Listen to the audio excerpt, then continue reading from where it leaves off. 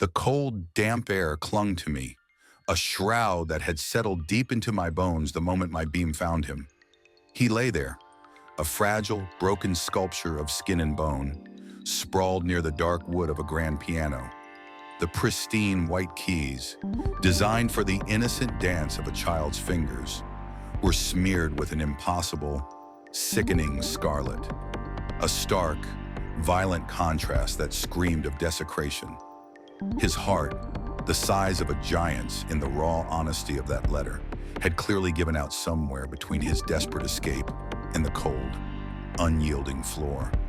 The sheer, suffocating silence of the house pressed down on me, heavy as a coffin lid, broken only by the ragged rasp of my own breath. This wasn't just a crime scene, it was a mausoleum built of shattered hope, and I was standing in its hollowed-out center, feeling every fresh wound reopen inside me. My fist clenched, the worn leather of my jacket squeaking softly as I went to one knee, the world tilting precariously on its axis. Another one, another innocent, swallowed whole by the darkness. But before the silence, before the cold, before the gut punch of that final devastating tableau, there had been rain, and a girl. I'd been pulling another graveyard shift, clocking hours at the front desk of a small-town police station on the outskirts of nowhere. It was one of those nameless, transient gigs I picked up to keep moving, to keep the bills paid and the ghosts of my past, and the things I'd met in the present, from catching up, security guard, dispatcher, general factotum for the night shift. It hardly mattered what the badge said. It was a way to stay anonymous, to melt into the background noise of a world that increasingly felt like it was actively trying to consume me. The flickering fluorescent lights hummed a tired, tuneless dirge above my head, casting the main office in a pallid, sickly glow.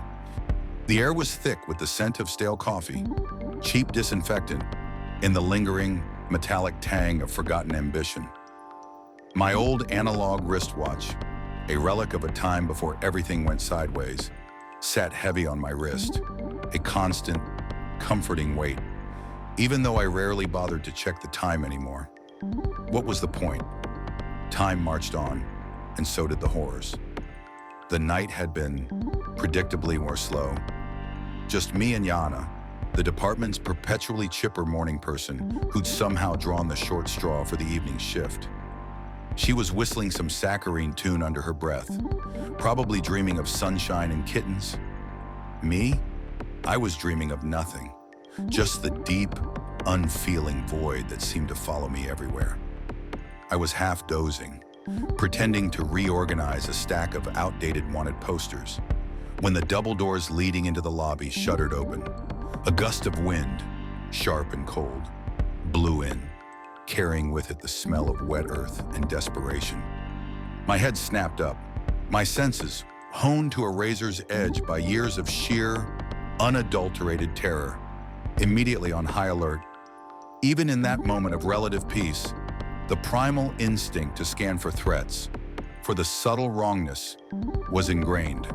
Standing there, silhouetted against the dark, rain-streaked glass, was a kid, a girl. She looked maybe 10, 12 at most, and she was absolutely drenched, water streaming from her hair and clothes, forming a dark puddle at her feet. She was shivering, violently, her small body racked with tremors that had nothing to do with the cold. "Great," I muttered under my breath, my usual cynical greeting for the universe. Another runaway, or worse, a prank. Just what this night needed. My hand, almost unconsciously, went to my watch, my thumb rubbing the cool metal of the crown. It was a nervous tick, a useless gesture in a world where time felt increasingly meaningless.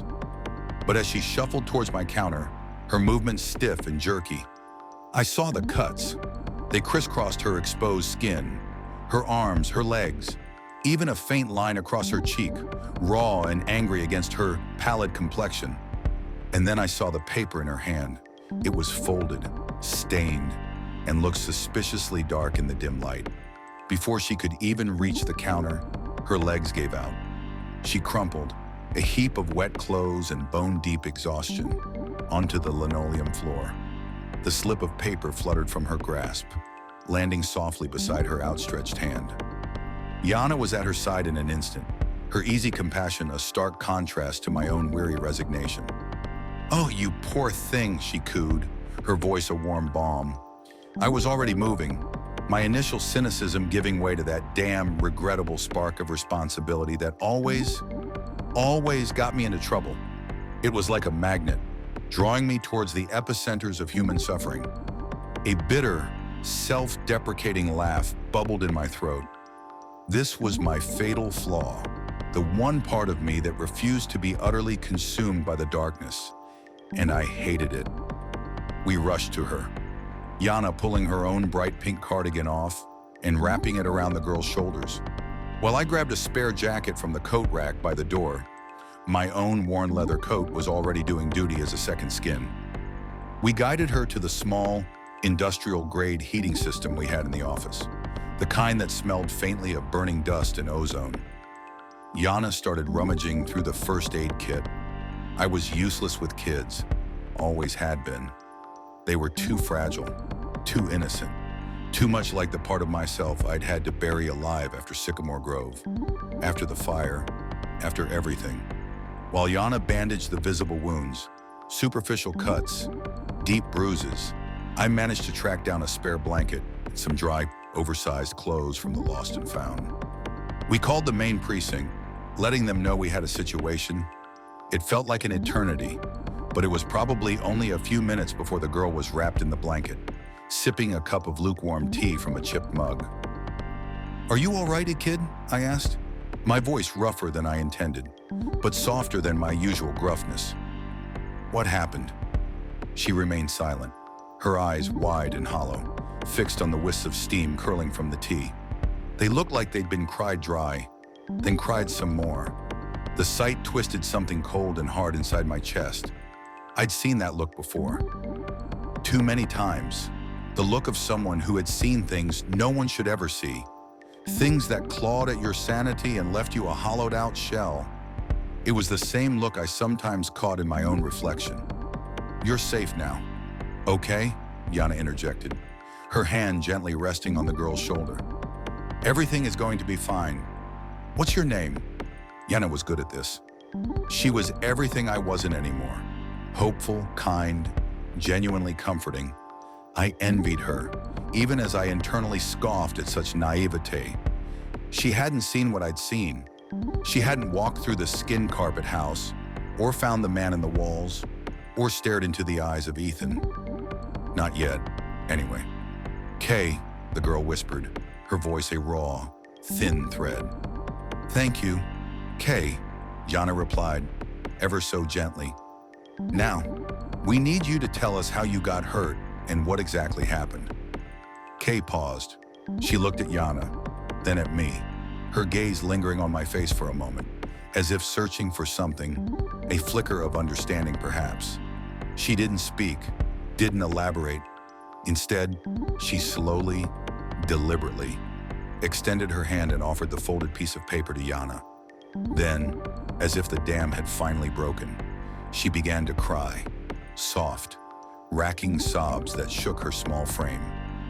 Yana immediately pulled her close, murmuring reassurances, while passing the blood-stained paper to me. My fingers brushed against the dried crust of it, a cold, gritty sensation that made my stomach churn.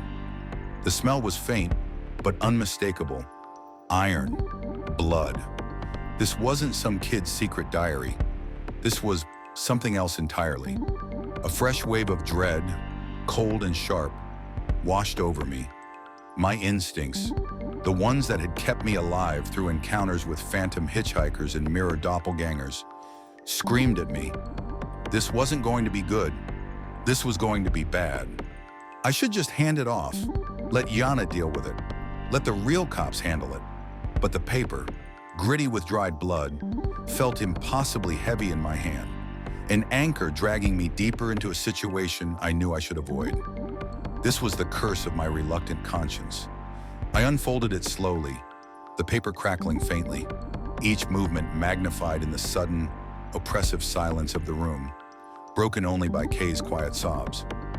The handwriting was cramped, almost illegible in places, as if written under duress or in near darkness. It was a letter, addressed to Kay. Dear Kay, I'm sorry for misspelling your name. I can only hear your voice from the basement, and the dim light down here does not help.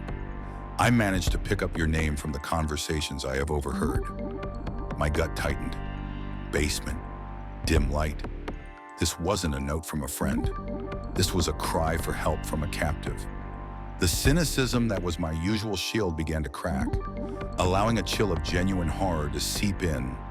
My mind, ever the survivor, immediately started piecing things together, cross-referencing this unfolding nightmare with the catalog of horrors I'd already collected.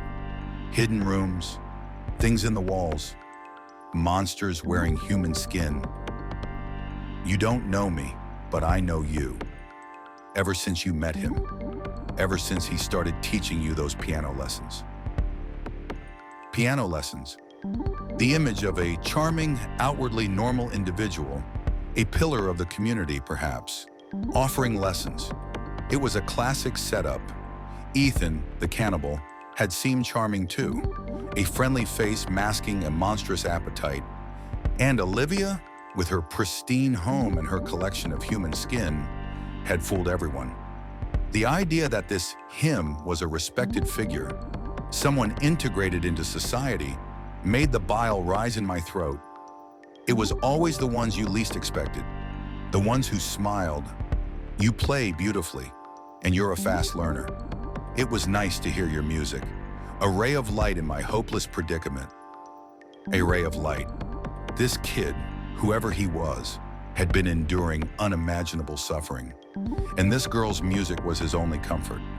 It was a brutal juxtaposition, the beauty of a child's song echoing in a dungeon.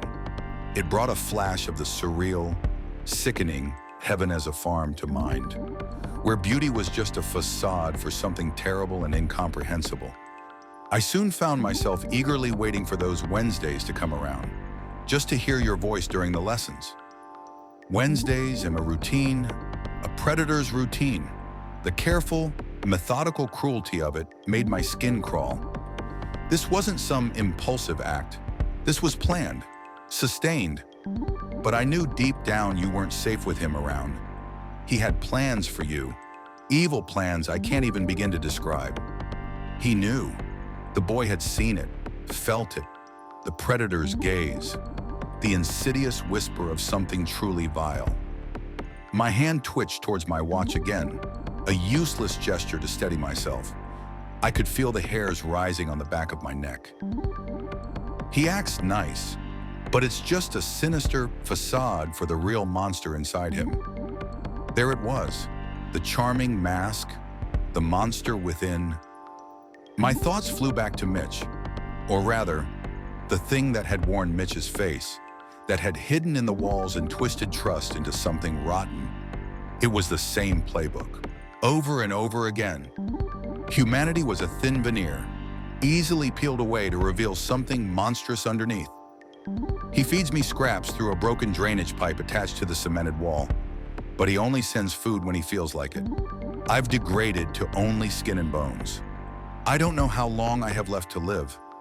The sheer, grinding, dehumanizing cruelty of it.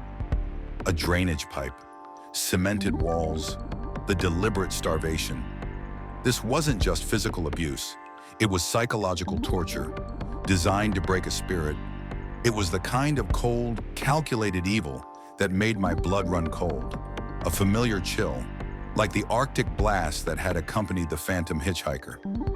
There's a shower head attached next to the dim light bulb, and water only comes out of it at certain intervals. It's either scorching hot or freezing cold, but it's my only source of hydration. Hot or cold, no in between, just extreme, unfeeling discomfort. He was being systematically broken, reduced to an animal, dependent on the whims of his captor. The details were so specific, so utterly bleak, that I could almost smell the damp, the grime, the stink of fear and neglect. I have grown filthy in this unhygienic cage, but my only source of comfort is this paper and pencil. I have managed to grasp unto sanity through writing short stories and creating drawings, all of them about you. A pencil, a small, insignificant tool, used as a lifeline to sanity, a way to fight back against the creeping madness. This kid, this captive, was stronger than most adults I knew. He had held on to hope, clung to the sliver of light that was Kay's music. It reminded me, in a twisted way, of my own sketching habit, a desperate attempt to externalize the horrors I'd seen, to pin them down on a page before they consumed me whole. I knew from the bottom of my heart that I had to save you, no matter the cost. I could not let him manipulate you as he did to me. No one should have to go through this hell. This hit me hard. The reluctant conscience that cursed me was, in this child, a pure, unadulterated act of selflessness. He was suffering, starving, dying, and his only thought was to save someone else. It made my own cynicism feel like a heavy cloak, weighing me down. The world was full of monsters, but it was also inexplicably full of people like this boy and people like me, who, against their better judgment, were drawn into the fray. So, I planned each day. I realized that if my weak body tries to shout a warning, he might attack you before you can escape. I then thought of a different way, a plan, a desperate, impossible plan. This was no ordinary kid. This was a survivor, a strategist. The chill in my stomach intensified. This wasn't going to be a simple recovery. There was a weak spot in the wood on the ceiling from water leaking. I've managed to chip through it bit by bit with my pencil during your practices. Careful to not be too loud. Your warm music kept me going, and because of that, I pushed myself to work harder despite the exhaustion that set in every time. But I didn't give up. I never stopped. The sheer, agonizing patience required for this.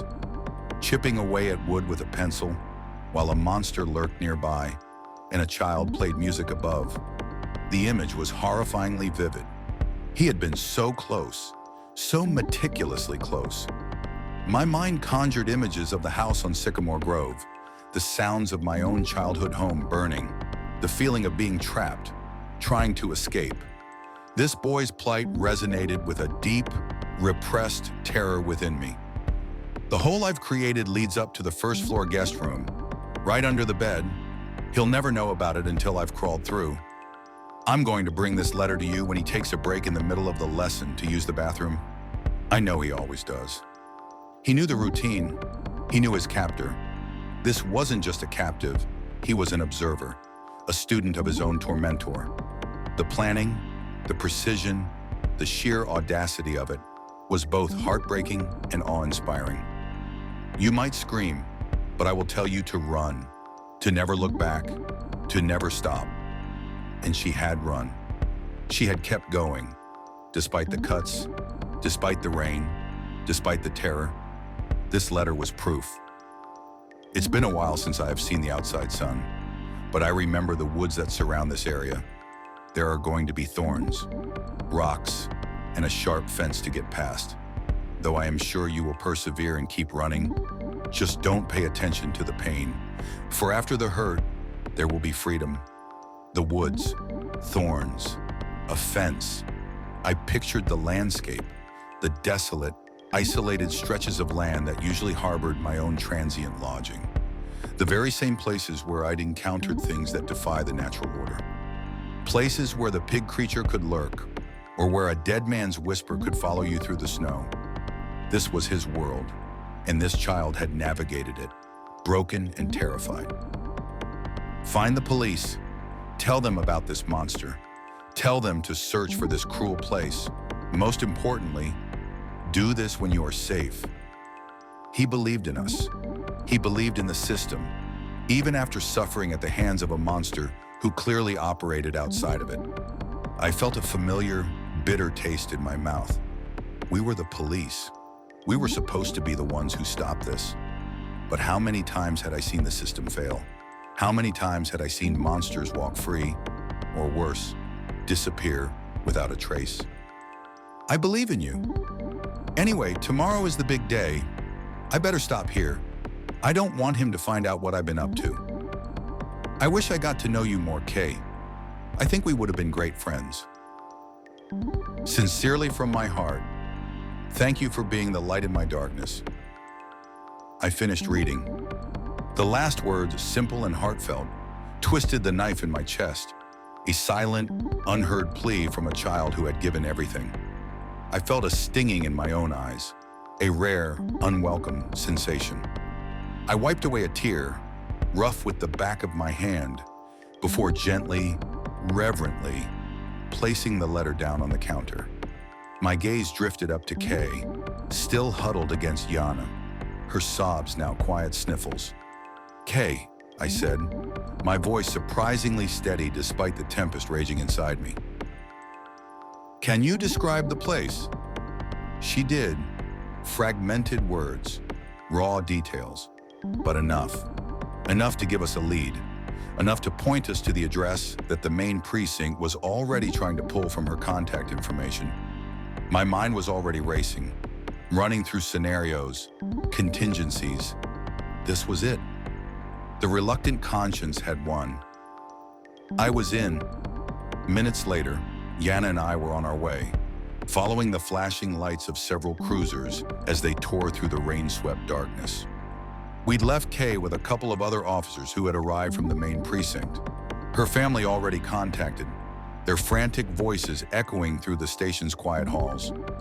The journey to the house was a blur of flashing blue and red, the wail of sirens a discordant symphony against the relentless drumming of rain on the windshield. My hands gripped the steering wheel, knuckles white.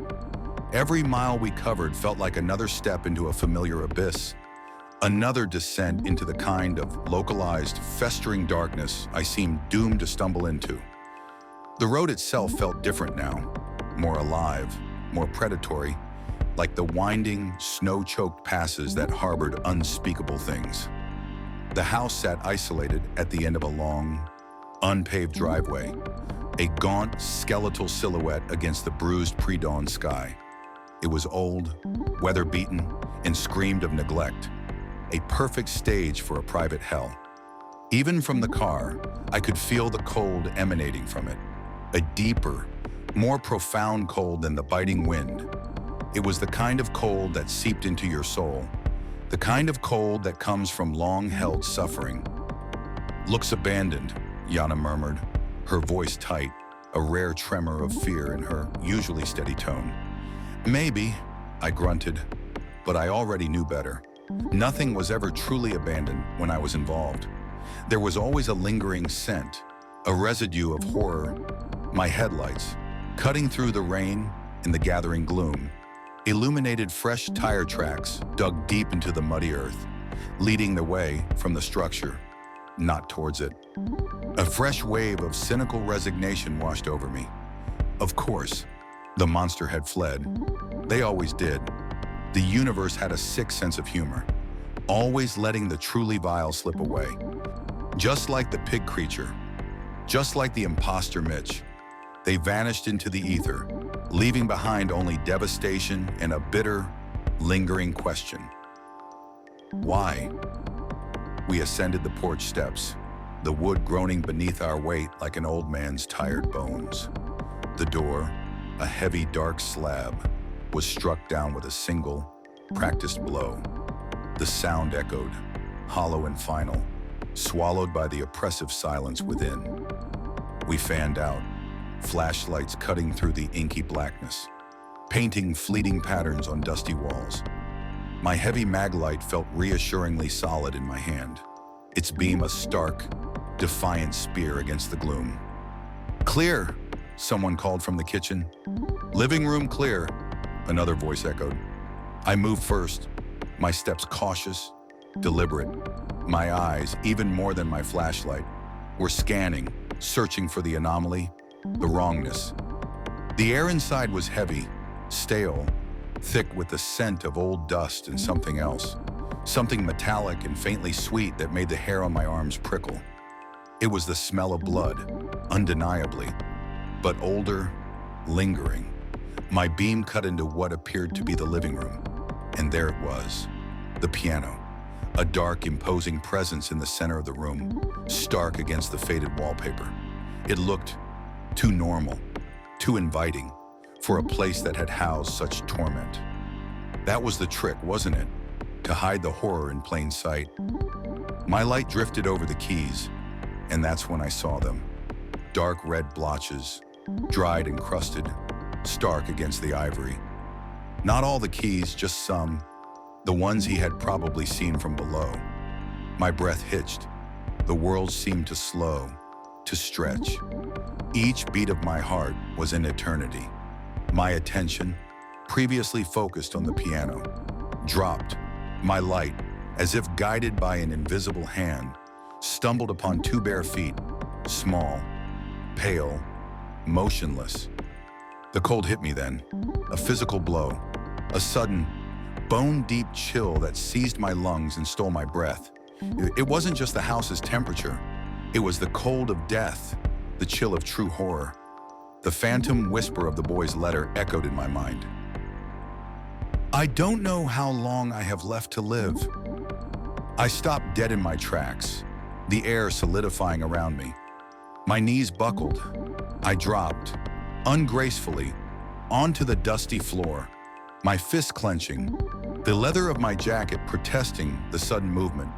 There, lying so tragically still, a fragile wisp of a boy, eyes staring blankly at the dust motes dancing in my flashlight beam. His body, ravaged by starvation and neglect, was a testament to the casual, methodical cruelty of the monster who had called this house home. The blood on the piano keys made a terrible, sickening sense now. It wasn't just blood. It was his last, desperate, beautiful message. His heart, as big as a giant's, had tried to save another, and in doing so, had finally given out. Another ghost for my collection, another trauma to add to the layers that coated my soul. And the cynical, weary part of me knew, with a certainty that chilled me to the marrow, that this wasn't the end. It never was. Not for me. The universe, I knew, wasn't indifferent. It was actively hostile, and I was trapped on its terrible farm, a reluctant harvest, watching the monsters multiply while the innocent withered. My hand went to my watch, my thumb rubbing the crown, a useless, meaningless gesture. There was no time for healing, no time for peace, just the road and the next horror, waiting in the wings. The voice wasn't hers. It was something else, wearing her terror like a grotesque, ill-fitting suit. "What are you?" it snarled, a low, wet gurgle that felt less like sound and more like a vibration tearing through the bone behind my ear. My hand, already slick with cold sweat, tightened on the receiver, knuckles white and aching. A dead silence followed, so profound it was a physical weight, pressing in, stealing the oxygen from the tiny, stale air of the security booth. It was the kind of silence that screams of an ending, a final, horrifying punctuation mark on a story that should never have begun. My breath hitched, caught somewhere between my throat and my pounding chest. The world outside, the vast and inky blackness of the Port Monroe docks, seemed to hold its breath with me. But the real horror, the relentless, insidious kind that burrows deep, didn't truly begin in that moment. That was just the crescendo. No, the fuse had been lit hours before, like every other damn fuse in my cursed existence, with the simple, jarring ring of an old phone on a night that was supposed to be just another shift in a long, unremarkable string of shifts, another temporary stop on the endless, exhausting flight from a past that refused to stay buried.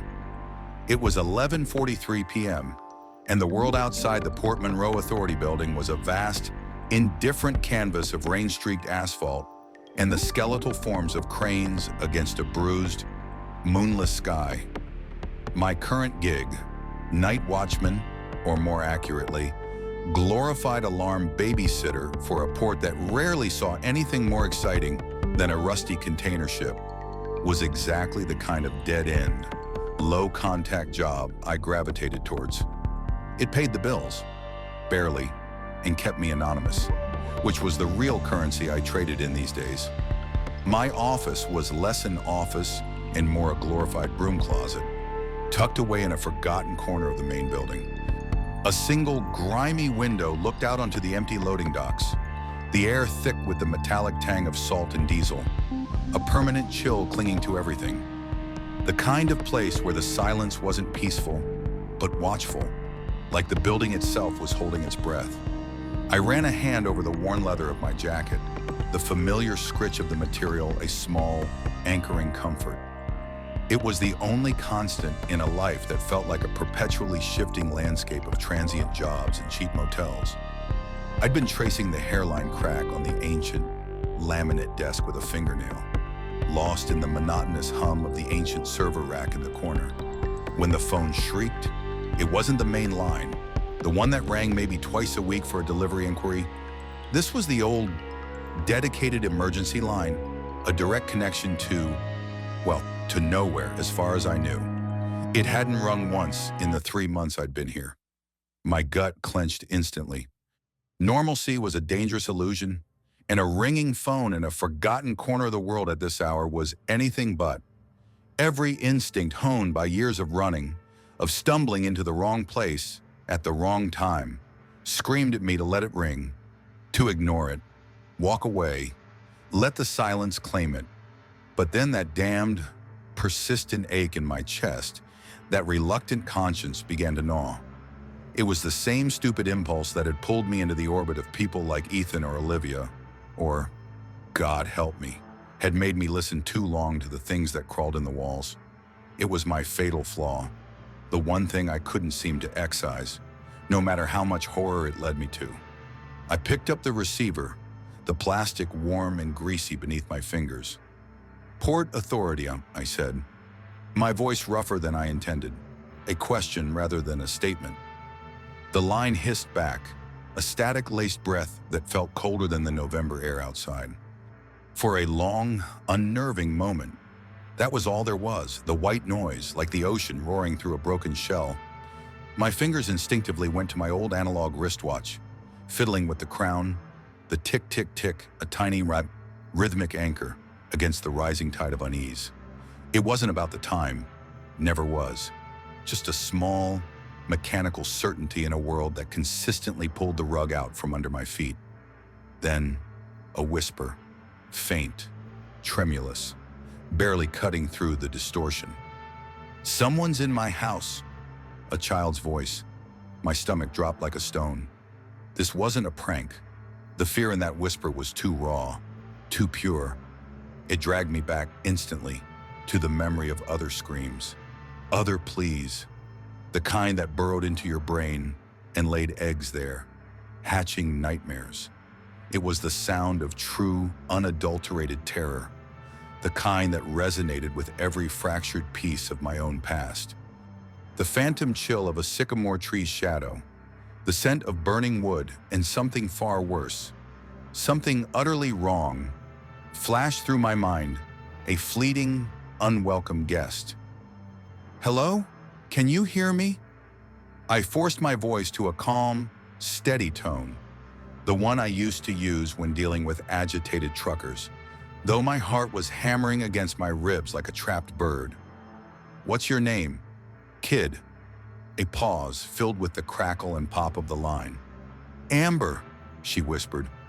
The name was so fragile, so small, it felt like it might shatter. "Amber," I repeated, trying to project reassurance, trying to ignore the knot of dread tightening in my chest. "Can you tell me where you are? What's happening?" Her address came next, hesitant, punctuated by tiny, hitching breaths. A residential street a few miles inland, a quiet suburban neighborhood that looked innocent enough during the day. "My mom's at work," she whimpered, "and my sister's camping. I'm all alone." Alone. The word echoed, twisting the knife already plunged deep. An 8-year-old, alone, with someone in her house. Every cell in my body screamed at me to hang up, to pretend it never happened, to call 911 myself and report a prank call. But the image of her, small and terrified, alone in the dark, was already forming behind my eyes. It wasn't heroism, it was that damn stubborn spark of decency, that self-destructive need to confront the darkness instead of letting it consume someone else. A punishment, perhaps, for all the times I hadn't been able to help, for all the things I'd run from. "Okay, Amber, listen to me," I said, leaning forward, my voice low and urgent. "Are you in your room? Can you lock yourself in?" "I'm already under my bed," she whispered, the words muffled as if she was speaking into a blanket.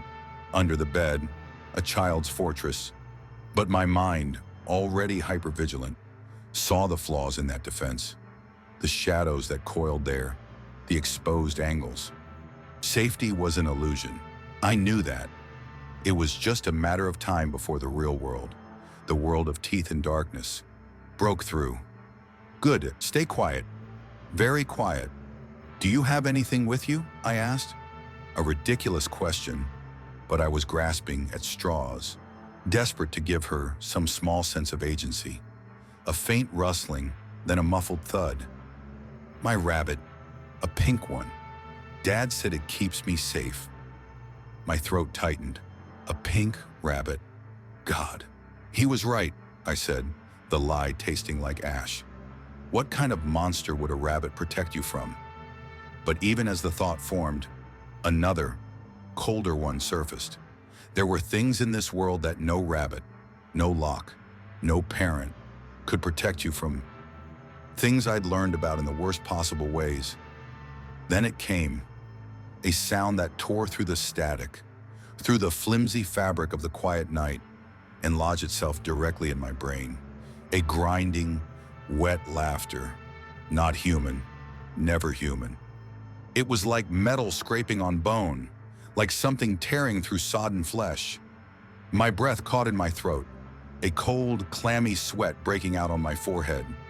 My entire body locked up, a primal, ancient fear coiling in my gut. Amber's tiny sobs, which had been a quiet undertone, now exploded into frantic, desperate gasps. "It's outside my door," she whimpered, her voice cracking, breaking into incoherent pleas. My hands were shaking violently now, clutching the edge of the desk so hard I thought I might splinter the cheap laminate.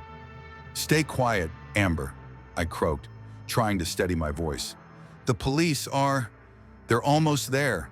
The lie felt hollow, a pathetic shield against the terror screaming in my own ears.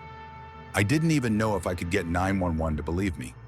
They'd think I was having a breakdown, just another transient losing his grip. Then came the crash, a violent, splintering sound, like a door being ripped from its frame, followed by Amber's raw, ear-splitting shriek.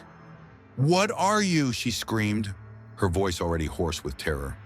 The silence that followed was instant, absolute, a dead, suffocating blanket that pressed down on me, squeezing the air from my lungs. I waited, heart pounding, for Amber's voice, for any sound. But the only reply was a new sound, one that scraped against every nerve ending and clawed its way into the deepest, darkest corners of my mind. The voice that answered wasn't hers. It was hers, yes, but twisted, stretched, and distorted beyond recognition. A mocking echo chamber of her own terror. It was like listening to a broken record, the words mangled into something monstrous. "What are you?" it snarled again, low and wet, a chilling mimicry that implied a predatory understanding, an obscene delight in her fear. Then, silence.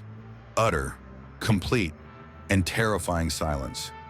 The phone line was dead. I dropped the receiver as if it were a live coal.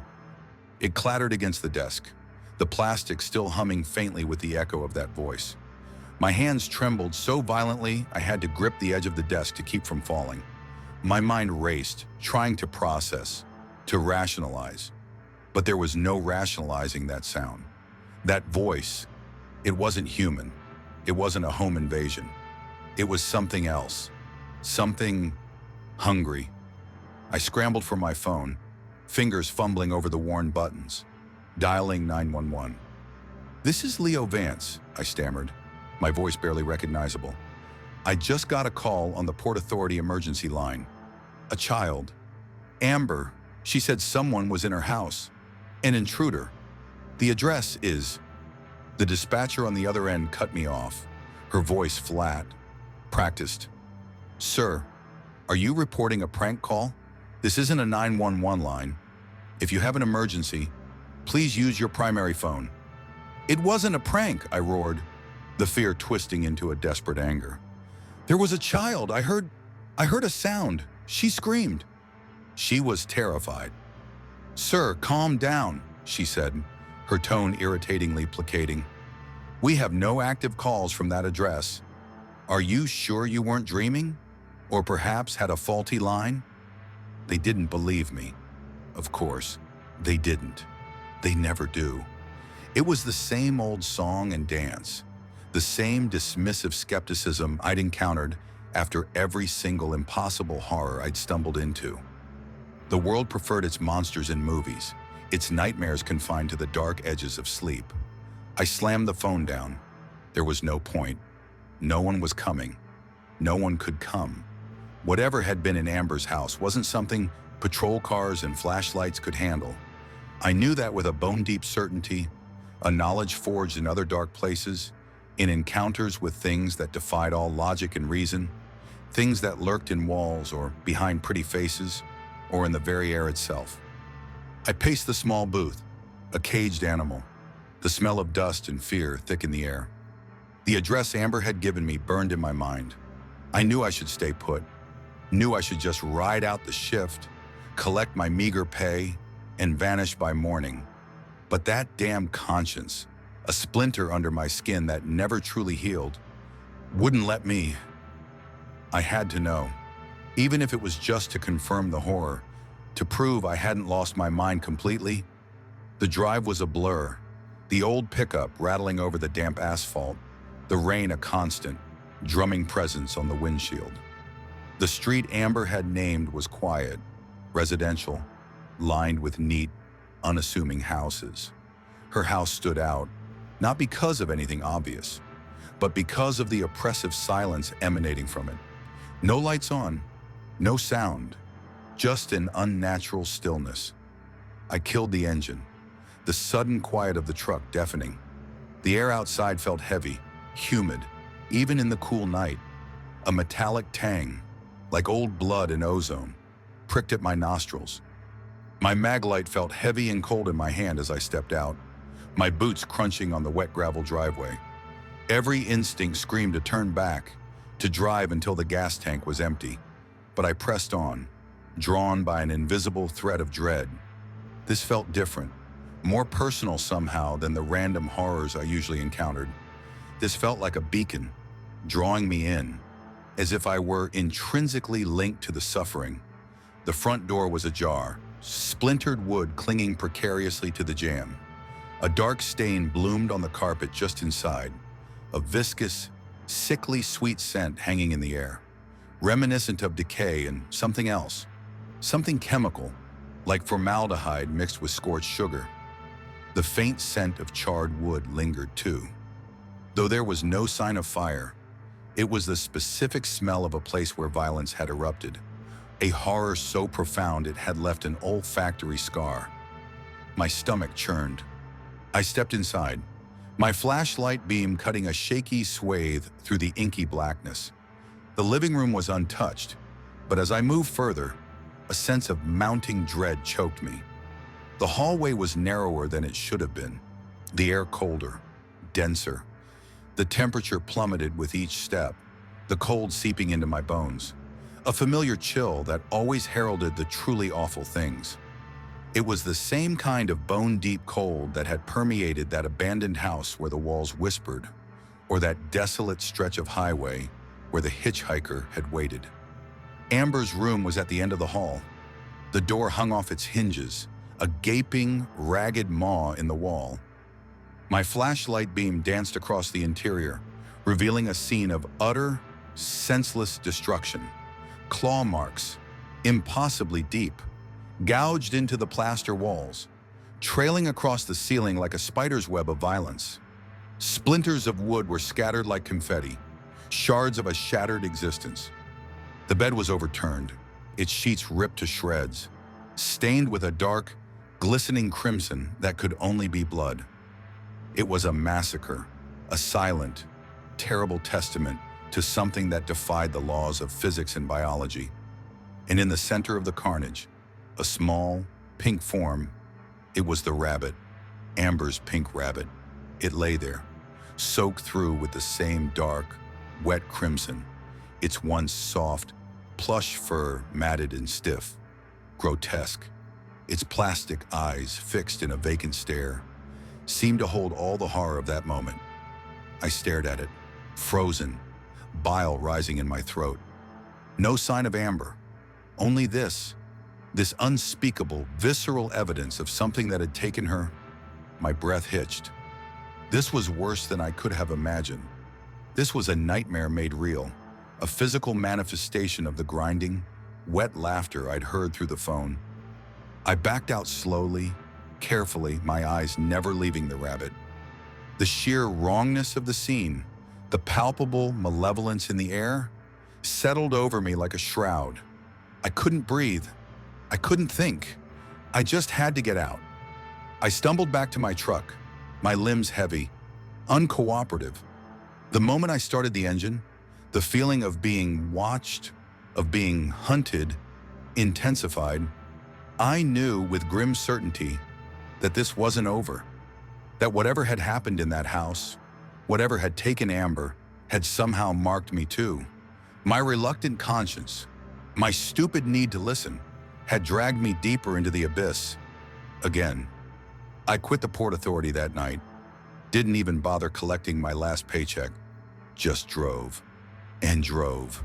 The only thought in my mind was distance, miles, states, anything to put space between me and that house, that call, that damned impossible laugh. But you don't outrun these things, not when you're me. The first time it appeared, weeks later, I was holed up in a Fleabag motel outside Boise, working a graveyard shift at a distribution center.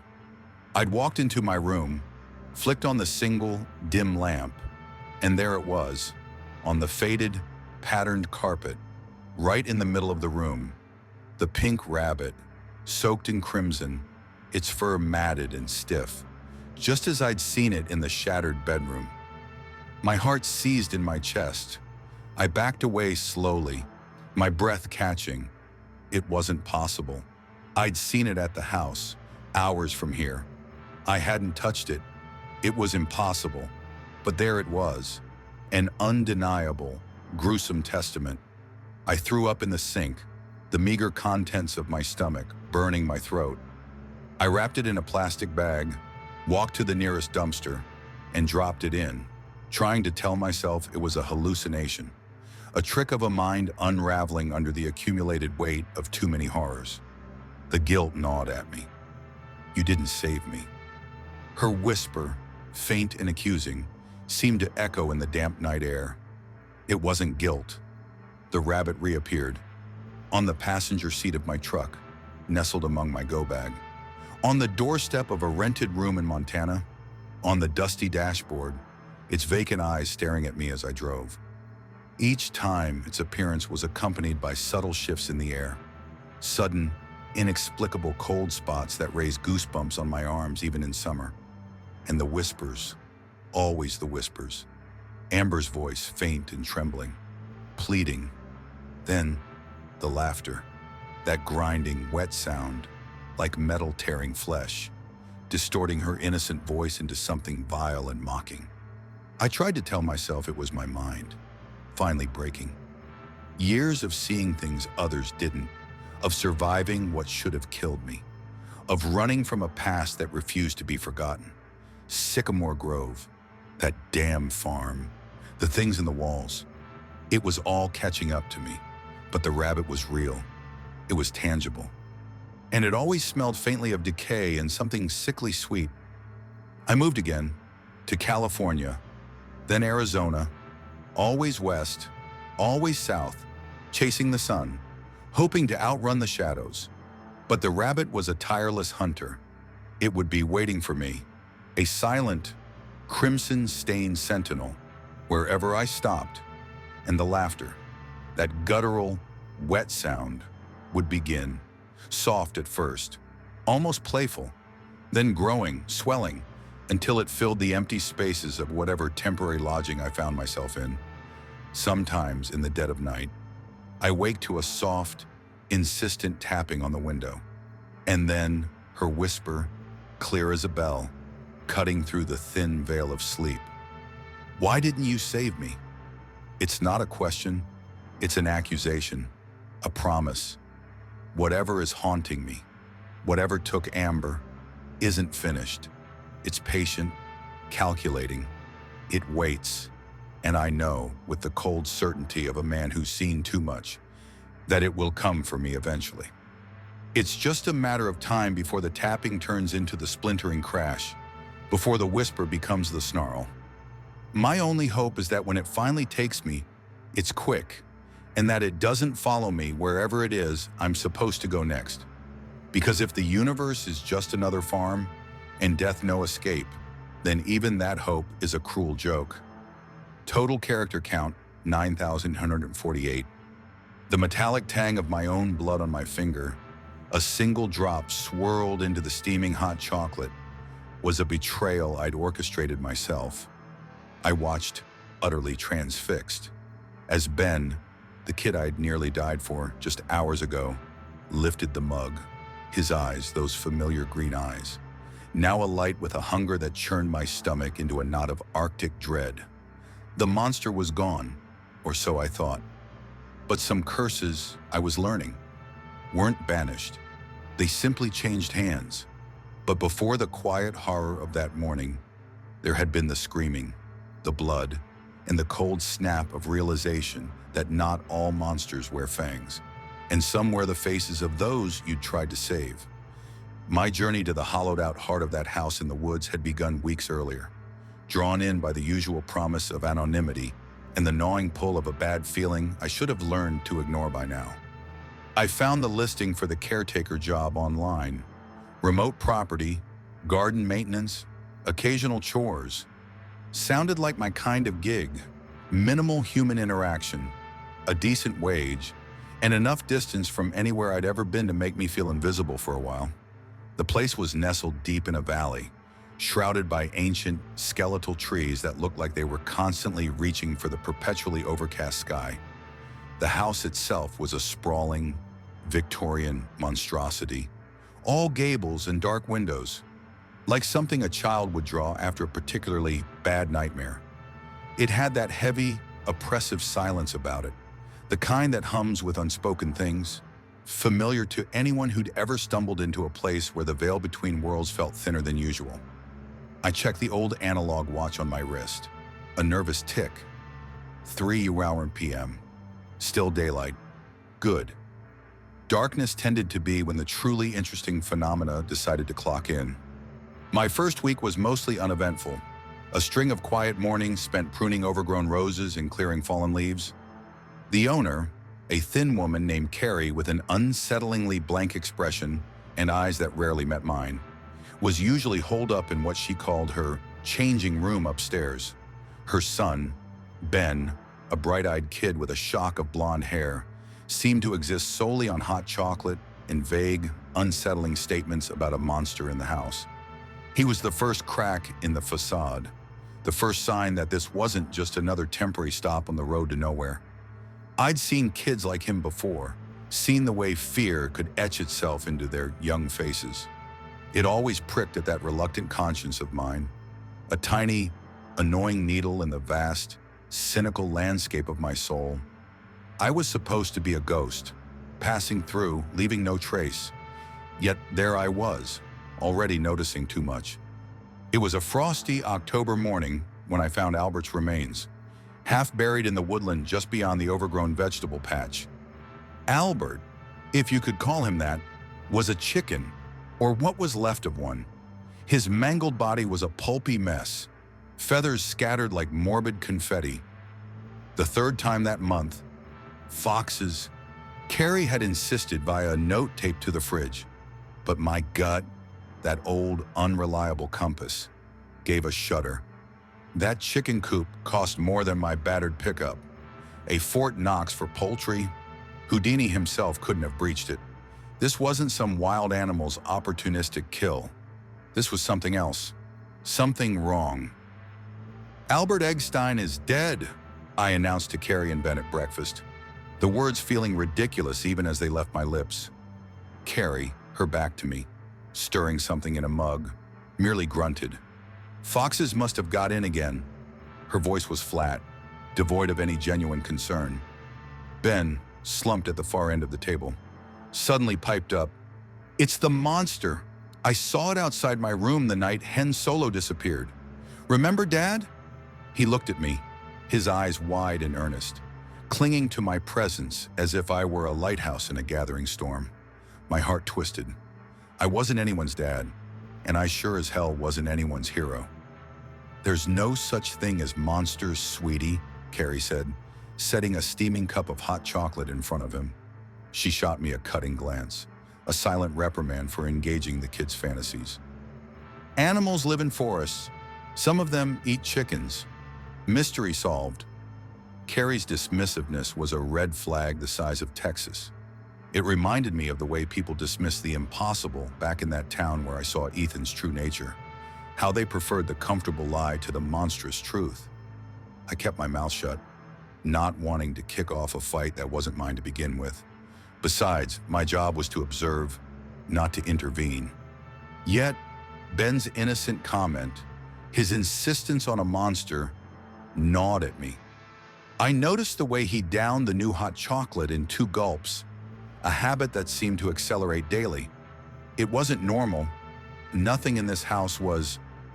Later that morning, while we were carving pumpkins in the garage, a strange, impromptu family activity I'd been roped into, Carrie clamped down on her own palm, a juicy bloom of crimson seeping between her fingers. 2 others were already bandaged. "Silly me," she said, her voice unnervingly casual.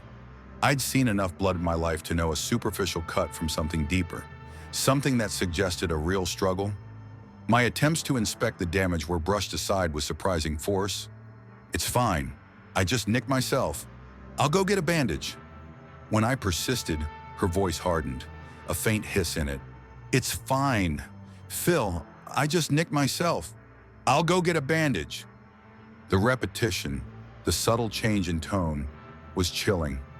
She then disappeared upstairs, leaving a faint scent of something metallic and faintly sweet in her wake. "Is Mom gonna be okay?" Ben asked, his small face etched with worry. I lied, not for the first time that day. "She'll be fine, Bud. You know her. Just a bit of a klutz sometimes." Bit of a klutz was a master class in understatement for someone who seemed to attract injuries like iron filings to a magnet. It was less klutz, more a constant state of being mauled. 3 days later, the klutz routine reached new heights. Ben and I were killing time, huddled in the lounge, the flickering glow of the TV casting dancing shadows on the walls. He asked, out of nowhere, "You'd never move to Australia, Washes, would you?" The question was so out of left field, so desperate, that it pulled me away from the endless, monotonous loop of my own thoughts. "Where's this coming from, kid?"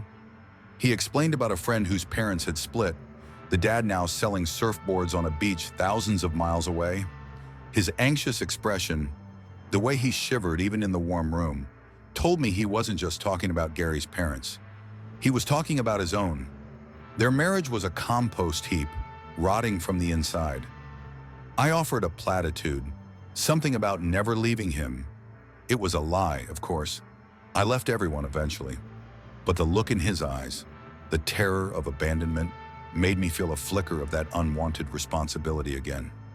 As I carried our empty wrappers and tins toward the kitchen, a searing pain shot through my left foot. I froze. Not from the initial impact, but from the sudden, gushing warmth that spread across the tile beneath my sock. My internal alarm, rusted from overuse, still managed a weak chirp.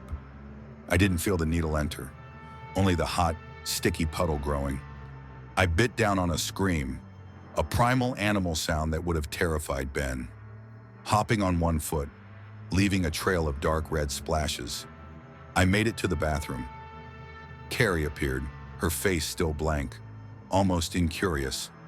"Oh," she said, then followed, a dish towel in hand, soaking up the pools of my blood as if it were spilled milk. Sitting on the toilet, struggling to get a grip on the slippery needle, I was forced to use a pair of clippers to twist it out, all while trying to reassure a panic-stricken Ben that everything was fine. It was a hell of a balancing act. "How the hell did you manage to leave this crap on the floor?" I rasped, the words laced with pain in a fresh wave of irritation. "It must have dropped out of my sewing kit," she replied, her voice flat, the dish rag in her hand squelching. The blood refused to clot. Each time I took pressure off my soul, more gushed out, a small, dark river. "I need you to drive me to the hospital." Her sigh was theatrical. "What, for this?" I was leaking like a tap. Finally, she conceded, but not before disappearing into her inner sanctum, her changing room, for a quick change of clothes. The 3-hour wait in the ER was a torturous exercise in her incessant complaining. See? All that time wasted over a foking bandage. I bit back the urge to call her a heartless witch, but the thought lingered, a bitter taste in my mouth. My wristwatch, usually a comfort, felt heavy, mocking. Time was a resource I was rapidly losing. That night, lying in bed, the conversation with Ben about his parents echoed in my mind. The kid was scared. He saw the cracks, felt the chill wind blowing through the marriage. A small, irrational part of me, that damn reluctant conscience again, felt a tug to mend things, to at least stop the rot for his sake. But trying to communicate with Carrie was like trying to reason with a brick wall. Every suggestion for a date, for time together, was shot down with the same flat, tired excuses. She was a creature of the night, emerging from her den only to fold laundry with a disturbing, almost ritualistic precision. She shuffled around like a zombie, her clumsiness reaching a whole new level of self-destructive grace. Her fingers were permanently wrapped in bandages, her arms a canvas of fresh bruises. The house, once meticulously organized to an almost pathological degree, began to show signs of disarray, discarded clothes, a crumpled sock here, a forgotten shirt there. Carrie, the woman who once had a meltdown over a misplaced napkin, seemed oblivious. This, more than the dead chickens or the injuries, was the true alarm bell. It was a fundamental shift, a broken pattern. It felt like the house itself was sighing, unraveling, mirroring the woman within. This wasn't just a toxic marriage. It was a psychological battlefield, and I was an unwitting recruit. I should have packed my go bag then and there, should have hit the road and never looked back. But something held me. Maybe it was Ben. Maybe it was the morbid fascination of seeing how far this particular train wreck would go. Or maybe I was just too tired to run anymore. Another piece of evidence for the cosmic abattoir theory. We're all just livestock, waiting for the butcher. This house, this situation, felt like the holding pen. The tension simmered for days, thick and palpable. Then, after 3 days of a profound, unnatural silence from Carrie, she called me into the kitchen. Out of the blue, a spatula was wedged in a drawer, preventing it from opening. "I can't get it loose," she said, pulling with both hands. Her foot braced against the wall. As I stepped closer, offering help, she lost her grip. Her elbow slammed into my nose with a sickening crunch. A hot geyser of blood erupted. "Silly me," she said, her voice still without a flicker of emotion, immediately pressing a dish rag to my face. "Here, tilt your head back." My throat was already congested with blood. Carrie, well, what the hell? I rasped. Quit being such a baby. Hold still until the bleeding stops. My free hand shivered the spatula free. You couldn't have managed this yourself? Her thanks were a few notches short of genuine. Then she pointed to a document on the counter. By the way, you need to sign that. It's the new life insurance policy. I've upped our coverage. My mind went to the ER trip, to her casual dismissal of my pain. What? Why? She gave me a chillingly calm look. Well, our trip to the ER got me thinking, you never know what might happen. You said it yourself. You could have bled out. She took the bloody rag. Here, give me the cloth. I'll chuck it in the wash.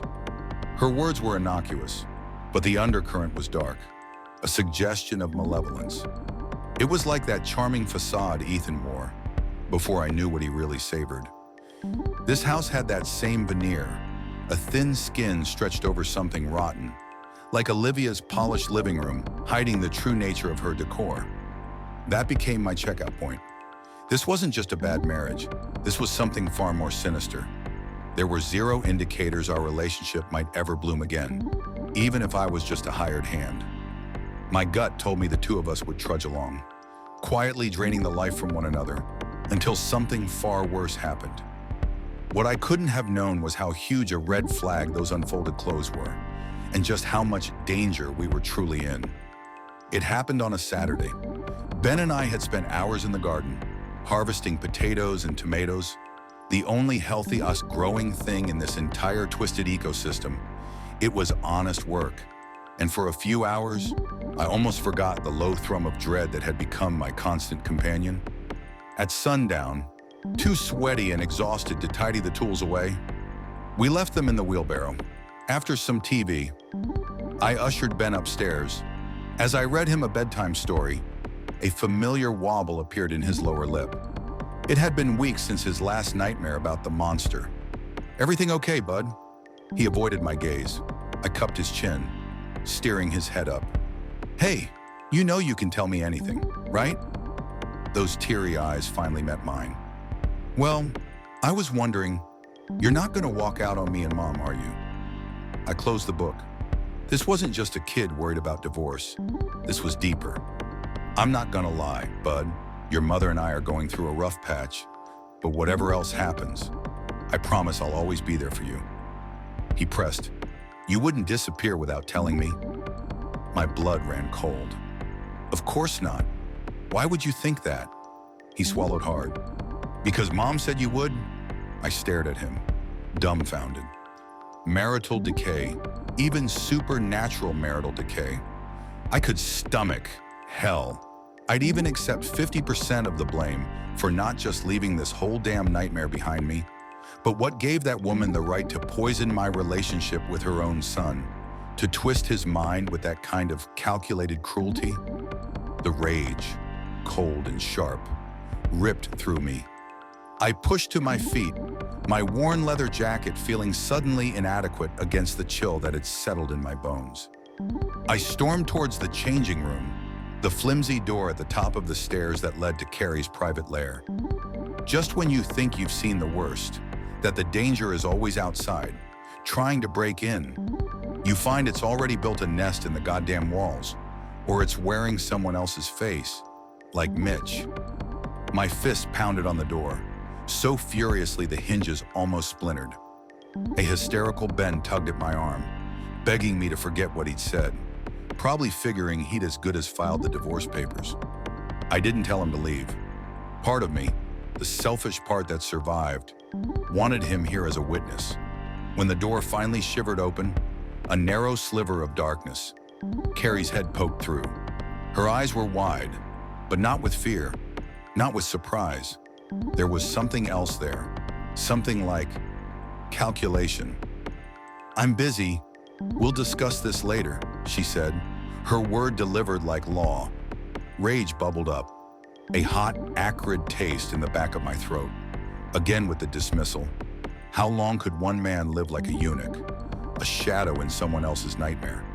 I pushed into the room, Ben clinging onto my shirt tail, his small body a trembling weight against my leg. Inside, It was exactly as I'd imagined. A makeup table with a mirrored front, cabinets, clothes hangers holding fancy coats, and a sewing machine. Carrie stood motionless, veins pulsing faintly along her forehead. You're taking out new life insurance policies all while telling Ben I'm about to walk out? What kind of game are you playing here? Just then, a metal groan echoed from beyond a second door at the far side of the room. Higher up, leading to the attic, a sudden hush fell over all three of us. Carrie's eyes flicked towards the attic door. Then she suddenly shifted gears. Her expression softened, a sickly sweet mask. You're right. Come downstairs, we'll talk things out. From the look on her face, she clearly had something to hide. But what could be up there? What could possibly be so important in our marriage, or what was left of it, became a distant afterthought. Now, she hissed, her voice cutting through the manufactured calm. This piercing sound made me hesitate. What sort of reaction might she have to a direct act of disobedience? But Ben's terrified grip, the memory of those chicken carcasses, the needle in my foot, it didn't matter. My days of being a spineless weasel were done. I started up the creaking, narrow steps. Ben, get back into bed now, she screamed, her voice cracking. The locked door beyond the steps shuddered, then splintered inward with a shoulder charge.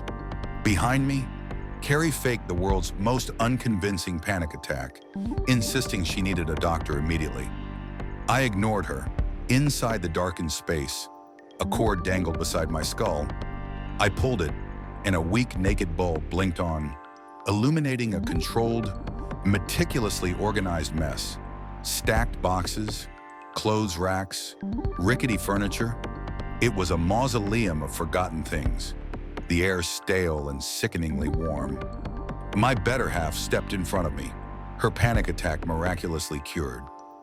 Now you know my secret. I spent too much money on shoes and handbags. I've got a secret credit card. It's maxed out. I'm an addict. Let's talk this out in the kitchen. A diversion, a lie, thin and translucent. But at the far side of the room, beyond the stacked boxes, metal jingled. The sound was distinct, a faint clink, clink, clink. In response, Carrie surged forward, stabbing her tongue inside my mouth in a desperate, sickening kiss.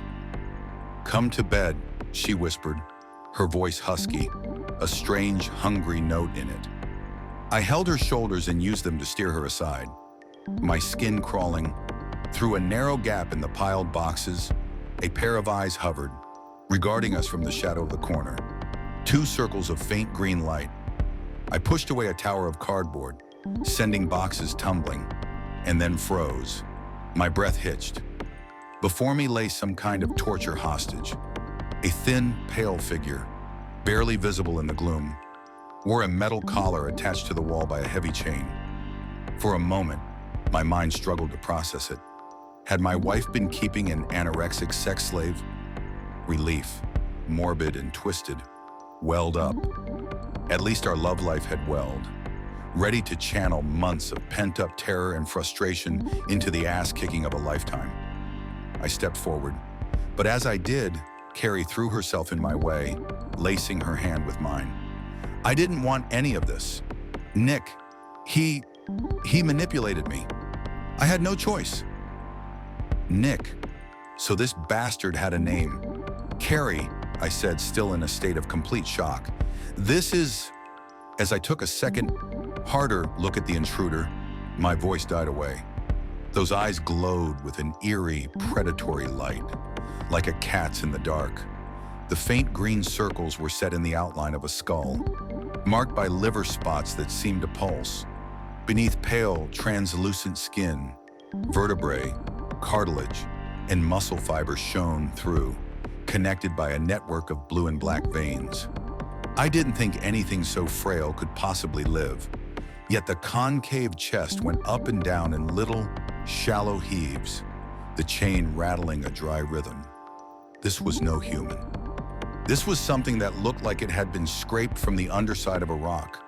The way it changed, almost fluid, reminded me of that warped reflection. the way everything could twist into something unrecognizable. At first I could manage alone, Carrie continued, her voice low, a conspiratorial murmur, her eyes fixed on the thing in the shadows. I just let him have a little taste of my own every now and again. Or I'd fish tissues and clothes out of the bin whenever you got cut. My mind reeled. The chicken carcasses, her constant injuries, the needle in my foot. It all clicked into place, a horrifying mosaic. He'd wander around the house at night, and nobody got hurt, but lately sustaining both him. She hesitated as though realizing what she was on the verge of saying, her voice a fragile reed. I just haven't been able to keep him satisfied. I hoped the chickens might do, but he said there was no substitute for human. And the less I could feed him, the more dangerous he became. Then he said I had to let him eat you. He said we had to get rid of you, but I refused because I love you. That's when he took a bite at me. She held up her wrist, the scars still prominent, ugly gouges in her flesh. So I locked him away up here to keep you safe, to keep us safe. A soft hand caressed my cheek, her right arm casually behind her back, as she reaffirmed her love, a sickly sweet lie.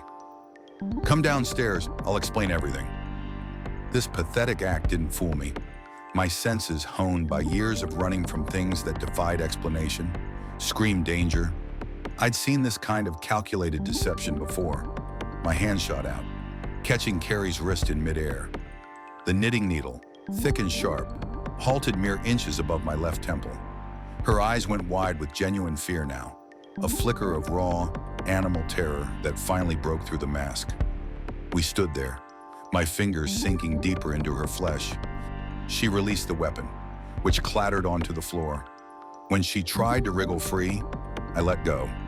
Her momentum carried her across the room, toppling over a box of garments along the way, where her skull collided with the angled wall. Hard. A red ink blot smeared across the slanted wood boards as she slid onto the floor, directly beside her secret lover. His nose twitched, like a rabbit sniffing out a juicy carrot. He leaned over her, as far as the chain would allow, a strange, elegant movement for such a starved creature. Nick, she rasped, her voice barely a whisper, as he hunched over her body, drawing long, satisfied inhales. Frail hands, capped by long, curved nails, ran all over her damaged skull, tracing the outlines of her features. Then the creature licked blood off its fingertips, groaning with delight, a low, guttural purr. Every subtle movement carried this almost regal manner, a predator feasting on its prey. His mouth opened, revealing long, curved fangs, longer than cayenne peppers, fangs capable of stripping flesh off a live chicken. Carrie's eyeballs rotated up towards him, groggy and confused. Darling, she muttered, a pathetic endearment. A single digit, pale and skeletal, pressed against her lips. Her companion smiled, a chilling, wide grin that exposed the full, horrifying length of his teeth. Then, those fangs plunged deep into her neck. Carrie shrieked, a sound of pure, unadulterated agony. Her body quickly began to drain, deflating like a balloon after someone released the stem, her squeals becoming raspy croaks, quickly melting away into nothing. This macabre display startled a shocked gasp from me. My feet remained rooted on the spot, horror nailing me to the floorboards. Meanwhile, Nick's muscles flexed and writhed, his belly swelling. Blonde hair sprouted from the taut skull, his spinal column becoming less defined, the wrinkles less pronounced. The transformation was unsettlingly quick, the skeletal frame filling out, becoming disturbingly robust. He appeared almost alive now, better ripened, the faint green glow in his eyes intensifying, as the withered husk vaguely resembling the woman I'd known slumped onto the floor. A voice behind me screamed, "Vampire!" The sound, high-pitched and choked with terror, finally broke my paralysis. I spun toward Ben, whose cheeks were wet with tears, his face ghostly pale in the dim light. Oh shit. Even though this awful series of events made zero sense, a chained vampire, a feeding wife, a blood-sucking monster transforming before my eyes. I knew we needed to run, fast. This felt like that snow-choked mountain pass, the one where every shadow promised a hungry maw, every silence a promise of something worse. It was the same primal fear, the one that makes your instincts scream flee. I maneuvered him toward the stairs with a series of stiff, desperate shoves. From across the space, there came another metal groan. I glanced back right as the prisoner snapped the chain, binding him to the wall with his bare hands. The sound of metal giving way was sickeningly easy. Although free, he didn't come after us immediately. Instead, his eyes, now a brilliant, terrifying green, scanned the floor. Colored garments lay spilled across the floor, collateral damage from Carrie's earlier tumble. My wife's lover scooped these up, began folding them with meticulous care, and set them on an antique side table nearby. Holy shit, the cereal folder wasn't Carrie, it was Nick. This was the real monster.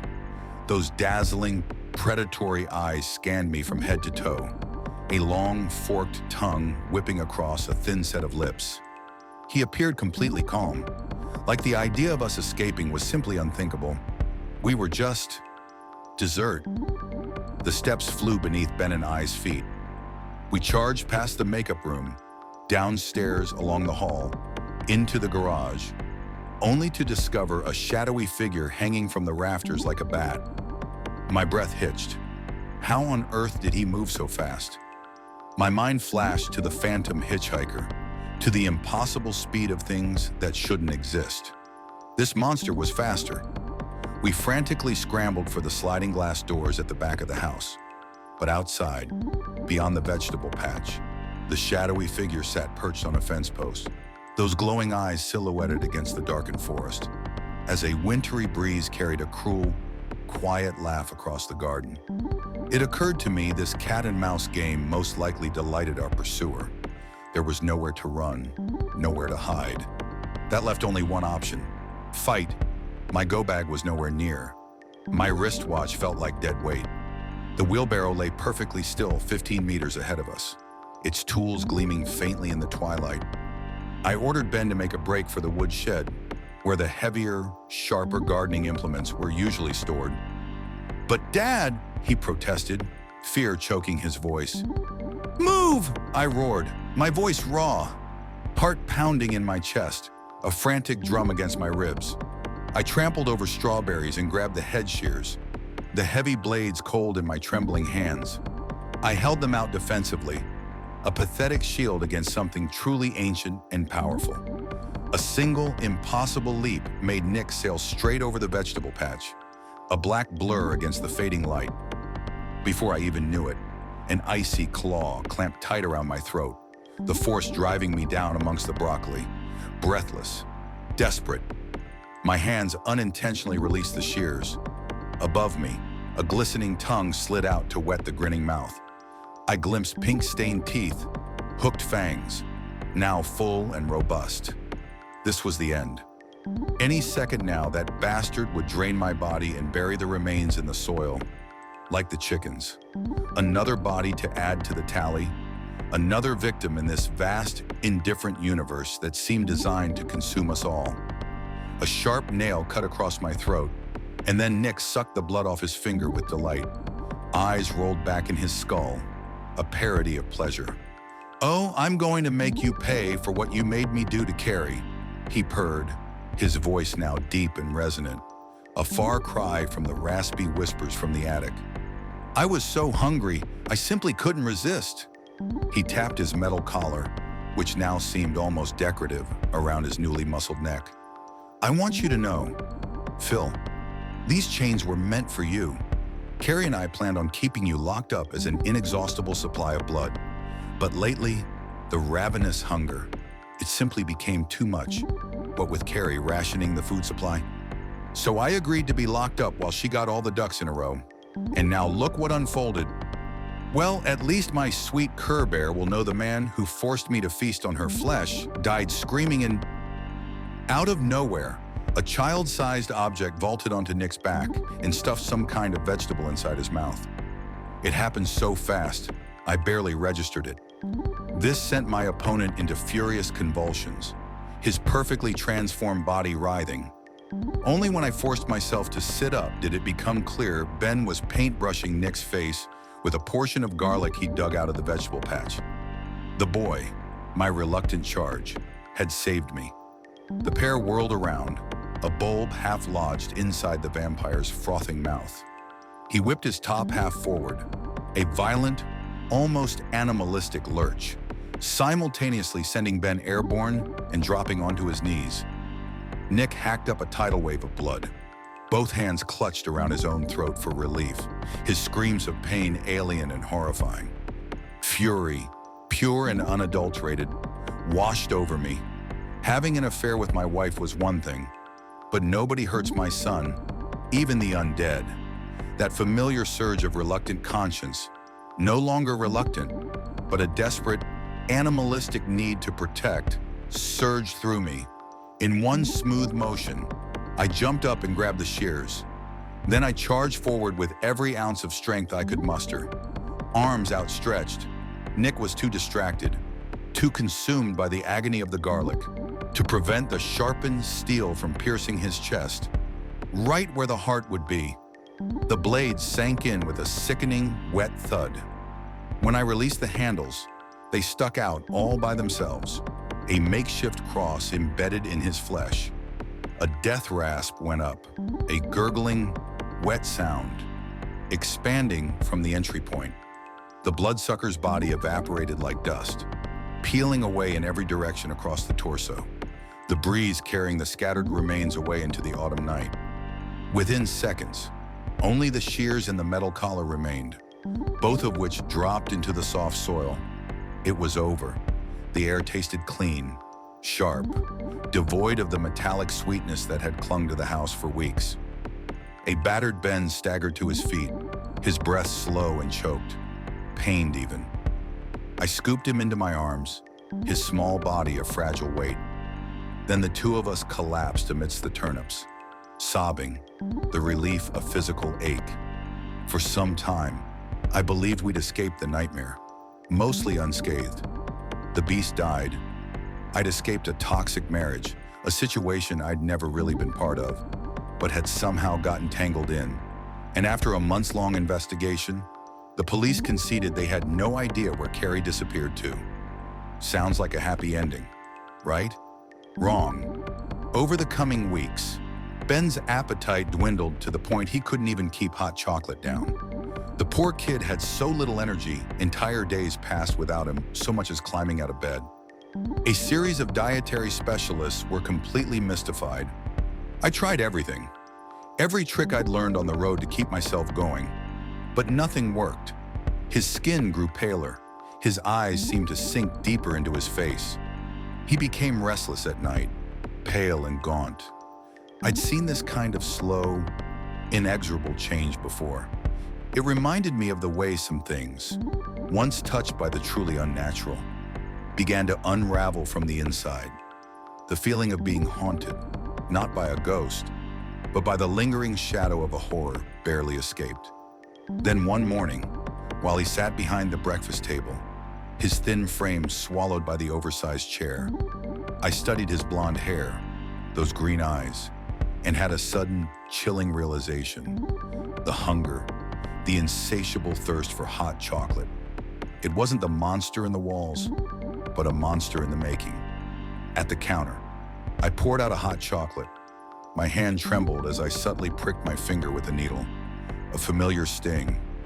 I watched, my stomach churning, as a few drops of my own blood, dark and rich, bloomed in the creamy liquid. I stirred vigorously until it was fully dissolved. Here went nothing. Here went everything.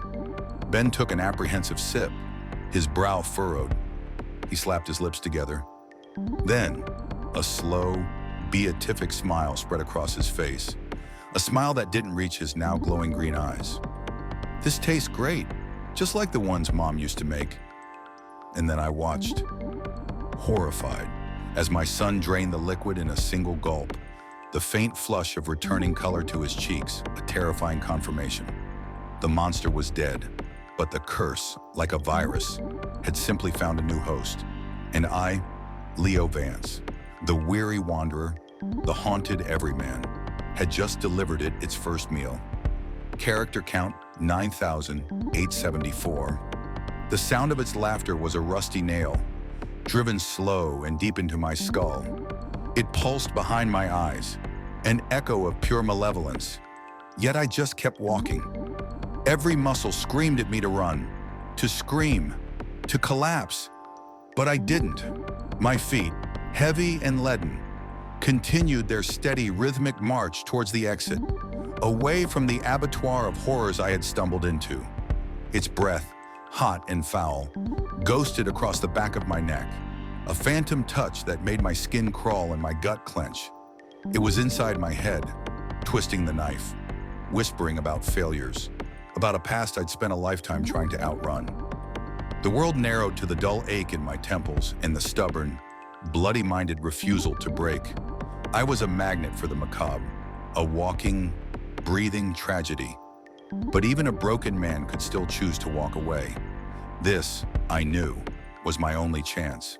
Its voice, still thick with a mocking, almost melodic quality, changed, morphing into something desperate, pleading. I can help you. You could live forever. It promised power, riches, everything I didn't want and couldn't have. But I knew its game. This was the true tell, the chink in its armor. It needed me to stay, and I, Leo Vance, was an expert at leaving. It started, as these things always do, with a damn job, another dead end, late-night gig that promised anonymity and a few crumpled bills to keep the gas tank from running on fumes. This time, it was a security contract for a sprawling, condemned apartment complex on the less savory side of town. The kind of place real estate developers let rot until the city decided it was a blight, then bought it cheap for some future doomed project. My contact, a man named Henderson whose breath always smelled of stale coffee and desperation, had told me to just keep an eye on things. Vague, as always. No alarms to check, no cameras to monitor. Just a perimeter walk and an occasional wander through the echoing, empty halls to ensure no squatters had taken up residence. My kind of gig, usually, minimal human interaction, maximum solitude. The chill of the late autumn night bit through the worn leather of my jacket as I stepped out of the old pickup, its engine groaning a final protest before falling silent. The air was thick with the scent of damp concrete and something else, something cloying and sickly sweet, like overripe fruit left to fester. I pulled the collar of my jacket higher, the familiar weight of the leather a small comfort against the encroaching cold. My old analog wristwatch, a nervous tick more than a time-telling device, found its way under my thumb. Not for the time, never for the time, just a habit, a grounding mechanism, a tangible piece of my past that hadn't burned. Right, I muttered to myself, the words puffing out in white clouds. Another monument to human failure, just what I needed. My maglite, heavy and dependable, was already in my hand. I gave it a quick flick. The beam cut a sharp, confident swath through the oppressive darkness. A small comfort. The building loomed like a concrete mausoleum, its vacant windows staring out like skeletal eyes. 50 tenants, Henderson had said. 50 stories.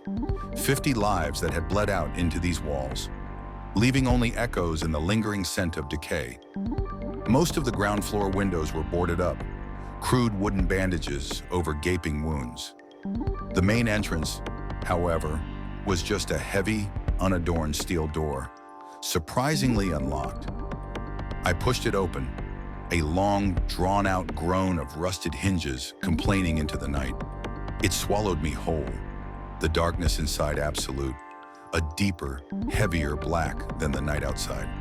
The door slammed shut behind me with a hollow clang that rattled through the silent building, echoing down the long, lightless hallway like a coffin lid ceiling.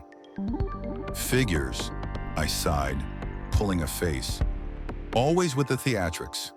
I clicked my mag light on again, its beam dancing nervously, illuminating a narrow stretch of dust-laden linoleum that seemed to stretch into infinity. No light switch nearby. Of course not. This place felt like a discarded thought, left to rot in the back of the universe's mind. The air was stale, thick, and held that strange, sweet smell that was quickly growing less sweet and more metallic, coppery, like old blood, but deeper, more fundamental. I moved forward, my boots scuffing on the gritty floor, the only sound in the suffocating quiet. Each step felt like a desecration. The hallway led to a flight of stairs, spiraling up into the blackness. The walls were peeling, revealing layers of faded wallpaper, sickly floral patterns, garish stripes, like a glimpse into the building's decaying past. Dust motes danced in the flashlight beam, a silent, swirling ballet of neglect. As I ascended, the smell intensified. It was no longer just metallic, it was cloying, a deep, earthy stench that clung to the back of my throat. Something rotten, something putrescent. I'd smelled it before, in other places, in other moments I didn't like to remember. The smell of things that had been left too long, the smell of death. My stomach knotted. My reluctant conscience, that persistent itch I hated, was already buzzing. A low, ominous hum. I should have just done the perimeter and gone. But something was here, and something was wrong. The next floor was an identical corridor, dark and suffocating, lined with countless doors. Each one looked like a tired face, paint crumbling, wood warped. I ran my beam over them, catching glimpses of faded numbers, peeling frames. The carpet underfoot was worse up here, stained with deep, black blotches that spiderwebbed across the matted fibers. Blood, I knew, or something very much like it. My training, such as it was, in the school of hard knocks and worse encounters, told me this wasn't accidental. My hand went to the small, discreet holster on my belt where I kept my pepper spray, my only real defense. Aside from a heavy mag light and a quick pair of feet, then I heard it, a faint scraping sound, above me, like furniture being dragged across a floor. Not the quiet shuffle of a squatter. This was deliberate, heavy. My heart, a weary drum, picked up its tempo. I looked at my watch again, then frowned. No time to call Henderson. What would I even say? The building smells like a graveyard and I hear furniture moving. Definitely squatters. Probably. He'd laugh, then tell me to call the cops. The cops. No, they just write it off as some drug deal gone bad, a domestic dispute. They always did. I preferred to handle my own nightmares. I started up the next flight of stairs, the scraping sound growing clearer. As I reached the landing, a thin line of weak light, a sickly yellow, bled from under one of the doors. It was the only light in the entire, cavernous building. My gut clenched, that damned reluctant conscience. Just check. Leo, just make sure no one's dying in there, then you can go. I hated that voice. It sounded too much like my own, rationalizing foolishness. I approached the door, my footsteps unnaturally loud in the silence. The stench here was overwhelming, choking, a miasma of decay that made my eyes water. I raised my fist and knocked, a sharp, authoritative rap that seemed to echo for miles. Hello? Security. Checking in. Anyone in there? I tried to keep my voice steady, but there was a faint tremor in it, a nervous crack I couldn't quite suppress, a rustle from within. Then, with a slow, agonizing creak, the door began to open. I gripped my mag light tighter, my thumb hovering over the spray nozzle. A sliver of pale, gaunt face appeared in the gap, framed by a long, disheveled beard. The eyes were wide, bloodshot, darting frantically down the hallway, as if looking for something just behind my shoulder. Fear, raw and primal, radiated off him in waves. We've had reports of disturbances, I managed, the lie tasting like ash in my mouth. Just making sure everything's okay, sir. He didn't look at me, his gaze still fixed on the darkness beyond. Everything's fine, he whispered, his voice thin, reedy. You should leave. My brow furrowed. Why? I pushed. The man looked at me then, his eyes locking onto mine for a fleeting second. And in them, I saw not just fear, but a profound, bone-deep weariness, a knowledge of things no human should ever know. Then, with a sudden, decisive shove, he slammed the door shut, plunging the hallway back into total darkness, the sliver of yellow light vanishing as if it had never been. I stood there, stunned, the echo of the door's thud rattling in my ears. Unease bloomed into full-blown dread.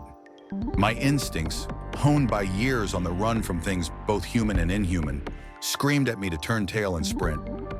But that damnable conscience, what if he was in danger? What if he was the disturbance? A victim, not a madman.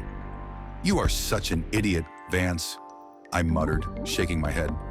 I was still responsible, wasn't I? Or at least, I felt the phantom weight of it. It was my curse, my fatal flaw. I continued my rounds, the stench of death growing stronger with every step, pulling me deeper into the building's rotting maw. I tried my radio, a cheap walkie-talkie Henderson had provided. Nothing but static. Dead. My spare battery was in the truck. Of course. Always prepared. Leo. Shit, I whispered, complacent, a rookie mistake. I was losing my edge. This wasn't some warehouse full of forgotten crates. This was different. This was active. Then I heard it again. A quiet whimper, quickly stifled. It was close. Too close.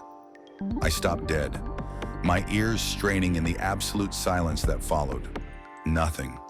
Just the faint, mournful whisper of wind through broken panes somewhere high above. I slowly raised my maglite, sweeping the beam across the walls. That's when I saw them. The stains. Not just on the carpet now, but climbing the walls, blackening the peeling wallpaper in grotesque, abstract patterns. The way they coalesced, the viscous sheen of them, left no doubt. Blood.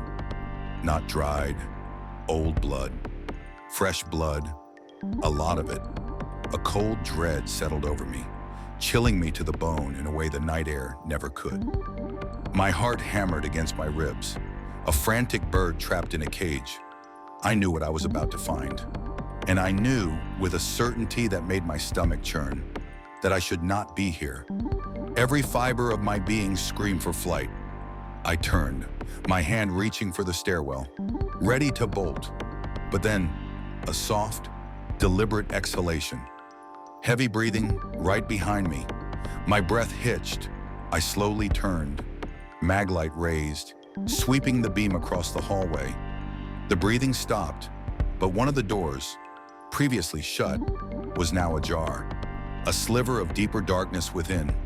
It hadn't been opened before. Someone, or something, had opened it while my back was turned. My hand found the worn handle of my extendable baton on my belt. No guns in this country, just this pepper spray, and the faint hope that whatever was in there wasn't immune to a solid whack. My feet, against all sense, against every instinct of self-preservation, moved towards the open door. The stench hit me like a physical blow, a wave of putrefaction so powerful it made me gag. It was here, the source. I stepped inside the flat, flicking on a light switch blindly by the door. The ancient bulb flickered once, twice, then burst into a sickly yellow glow that illuminated the horror. It was a slaughterhouse. Blood wasn't just on the walls. It plastered them, dripped from the ceiling, coated the grimy floor in a thick, sticky sheen. And the bodies, more bodies than I had ever seen outside of a war zone. They hung from hooks, suspended from the ceiling like butchered livestock. naked, emaciated, their skin a pale, deathly gray. Some looked months old, shriveled husks of what they once were. Others were fresh, their flesh still glistening, their eyes wide and staring, fixed on nothing. They were drained, hollowed out, a meat locker of the damned. I choked back a scream, a raw animal sound that caught in my throat. My vision swam, the stench burning my nostrils, my mouth, my very soul. I stumbled backward, tripping over my own feet, desperate to get out, to escape the charnel house. My back hit the doorframe, a jolt of pain that cleared my head just enough to propel me back into the hallway. Then I heard it, the laughter, low, guttural, a sound that seemed to vibrate in the very marrow of my bones. It came from the room, from the depths of the shadows within. It wasn't human. It was too deep, too distorted, a sound that should not exist. It grew louder, rising in a crescendo, filling the air, the corridor. My mind, it was mocking, triumphant, the sound of ancient evil reveling in its feast. My nerve broke. Every muscle in my body screamed in unison, and I sprinted. Down the stairs, my boots clattering on the concrete, the sound deafening in the echoing stairwell. The laughter pursued me, chasing me, closer, closer. I could feel its presence, a cold, predatory aura. The stairs seemed to stretch endlessly, an Escher painting of descent. Then, just as I thought I would collapse, I slammed into something solid. The old man. He grabbed my arm, his grip surprisingly strong, his eyes wide with a terror that mirrored my own. "Follow me," he rasped, his voice barely a whisper, hoarse with fear. I didn't question it. My mind was a kaleidoscope of blood and terror. My rational thoughts obliterated. I let him pull me, stumbling after him as he half dragged, half led me to his apartment, the last door on the landing below. He fumbled with the lock, hands shaking, then shoved me inside, slamming the door shut with a final, desperate thud. The distinct click of the deadbolt sliding home was the most beautiful sound I'd heard all night. I leaned against the door, gasping for breath, my lungs burning, my legs trembling. What the hell was that?" I choked out, my voice raw. "Shh." The old man pressed his ear to the door, listening intently. His gaunt face was pale, etched with a fear that made him look 1,000 years old. "Sit down," he whispered, gesturing weakly towards a dusty armchair. I collapsed onto a worn sofa, every fiber of my being vibrating with residual terror. My heart still pounded against my ribs. A trapped bird. All my years on the road, all the weird, inexplicable things I'd seen and survived, they hadn't prepared me for this. Nothing had. "I'm sorry," the old man said, turning to face me. He looked at me with an awful clarity in his eyes. "It's my fault you're here. I'm the one who called." My mind, still reeling, struggled to process.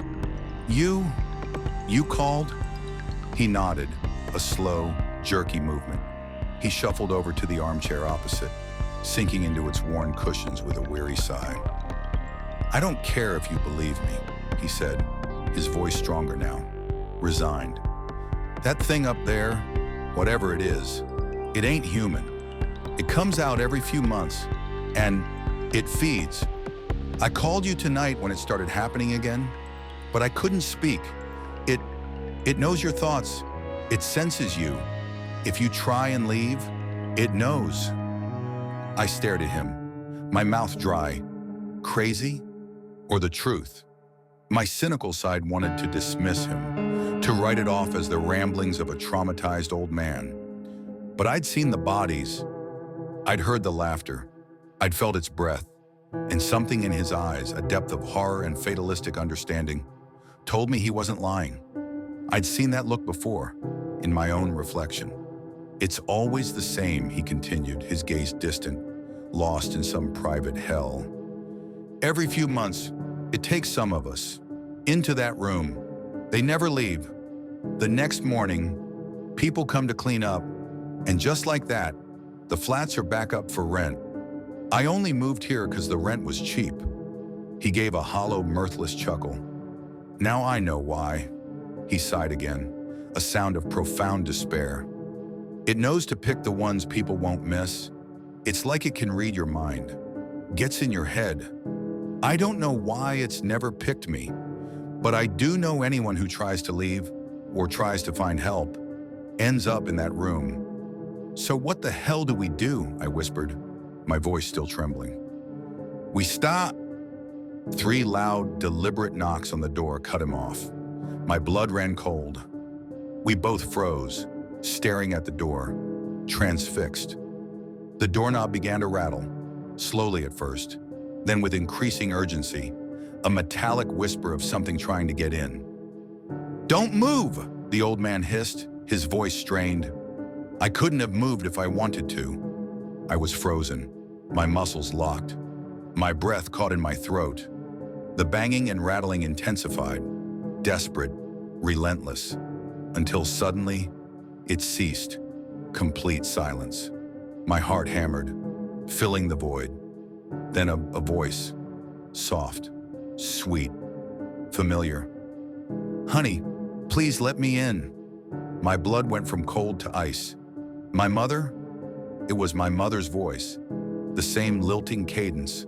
The same soft plea she used when she wanted me to come in from playing in the sycamore grove. Impossible. She was gone, buried under layers of ash and repressed memory. My core trauma. The thing that sent me running. "That's my mother," I said, pushing myself up. A desperate, impossible hope blooming in my chest. This was it, wasn't it? The past finally catching up. Or perhaps a chance at redemption. "No, it's not. Don't let it in."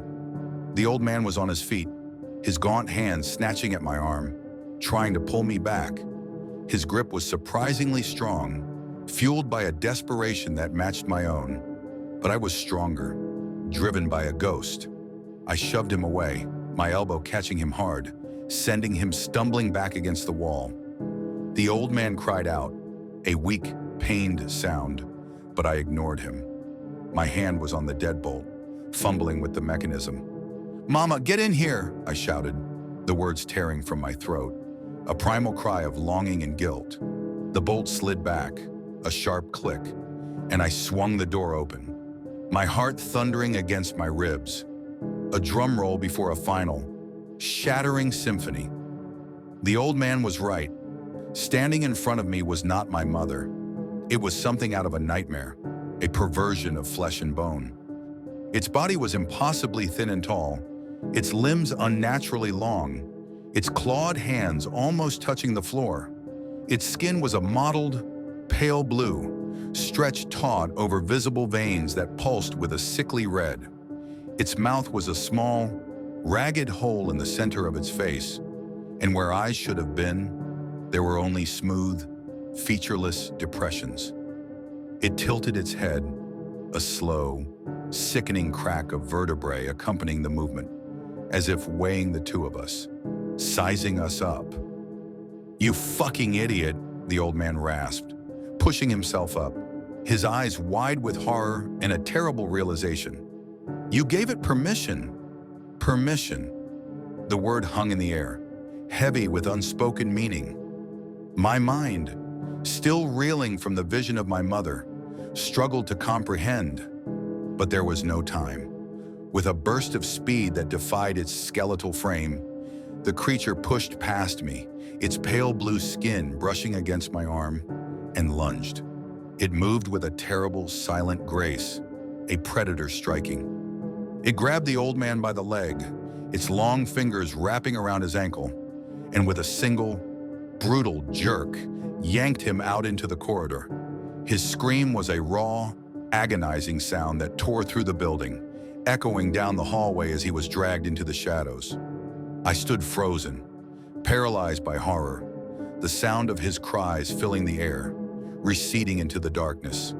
That thing was torturing him. I knew it. I pressed my hands to my ears, desperate to block out the sound, to deny the fresh horror. the fresh guilt. I had to get out. Now, the old man's screams continued, fading into gurgles, then a sickening, wet silence. For a long moment, I couldn't move. My legs felt like concrete, my mind a jumble of raw, unadulterated fear. But then, a flicker of something, that damnable conscience, that stubborn, foolish spark of responsibility that I thought the job had long since beaten out of me. The reason I ever joined, to protect. That was the core of it, wasn't it? Before the world, before my past, before all of this had corroded me. No, I whispered, the word a vow. I wouldn't just run. Not this time. Not after I'd opened the door. The image of the old man, his eyes wide with a terror that mirrored my own, flashed in my mind. I owed him. I took a deep, shaky breath, the stench of death still thick in the air, and slowly, deliberately, turned back toward the stairwell, towards the ascending darkness, towards the room of horrors. My maglite beam cut a shaky path through the gloom. As I ascended the steps, the air grew colder, heavier, charged with something unnatural. The silence was broken only by the frantic beat of my own heart, a frantic drum against the oppressive quiet. My boots scuffed on the grimy stairs, each step a deliberate act of defiance. The familiar stench, now inextricably linked with absolute terror, guided me. As I reached the landing, the one where the old man had been taken, the whimpering had stopped, the screams were gone. Only a profound, heavy silence remained. I swept my light down the hallway. It was just as it was before, except for the lingering, metallic tang in the air. As I drew closer to the open door of the abattoir, a faint crack sounded from within. The creature, it was moving. I crept forward, each step agonizingly slow, my senses screaming. Now I could hear its breathing, a shallow, rattling sound that was somehow even more terrifying than its laughter. Closer, almost at the entrance. Then I saw it, a long, slender hand, pale blue with prominent red veins, slowly reached around the door frame. Its claws, long and needle-sharp, tapped rhythmically against the wood, a chilling drumbeat. I froze, staring at it. My breath held, and then the laughter started again. This time, it wasn't just in the room, it was in my head. Louder, more direct, 1,000 shards of ice driving into my brain. It was mocking, triumphant, the sound of a victor. "He's gone. I'm afraid," a voice whispered, right next to my ear. Despite the creature being some distance away, I flinched, a cold shiver running down my spine. The voice continued, a seductive, venomous hiss. "We can help each other. We could be friends." It stepped out of the hallway, revealing its skeletal form, its head cocked, those featureless depressions where its eyes should be fixed on me. Slowly, it turned its head towards the room, its neck cracking. "You know it's your fault he's dead." The pain in my head intensified, like pins being driven into my skull. Then twisted, my knees buckled. It was exploiting the very thing that made me human, my fatal flaw, that damnable conscience. And then it went deeper, twisting the knife. "Just like your mother," it hissed, the voice somehow even clearer, more painful. "Maybe if you hadn't been so obsessed with your games, only ever thinking of yourself, you might have been there to stop it happening." The sycamore grove, the fire, the trauma I had buried so deep I thought it was gone. It was ripping it open, tearing at the edges of my forgotten past. The agony was unbearable, unlike anything I had ever felt.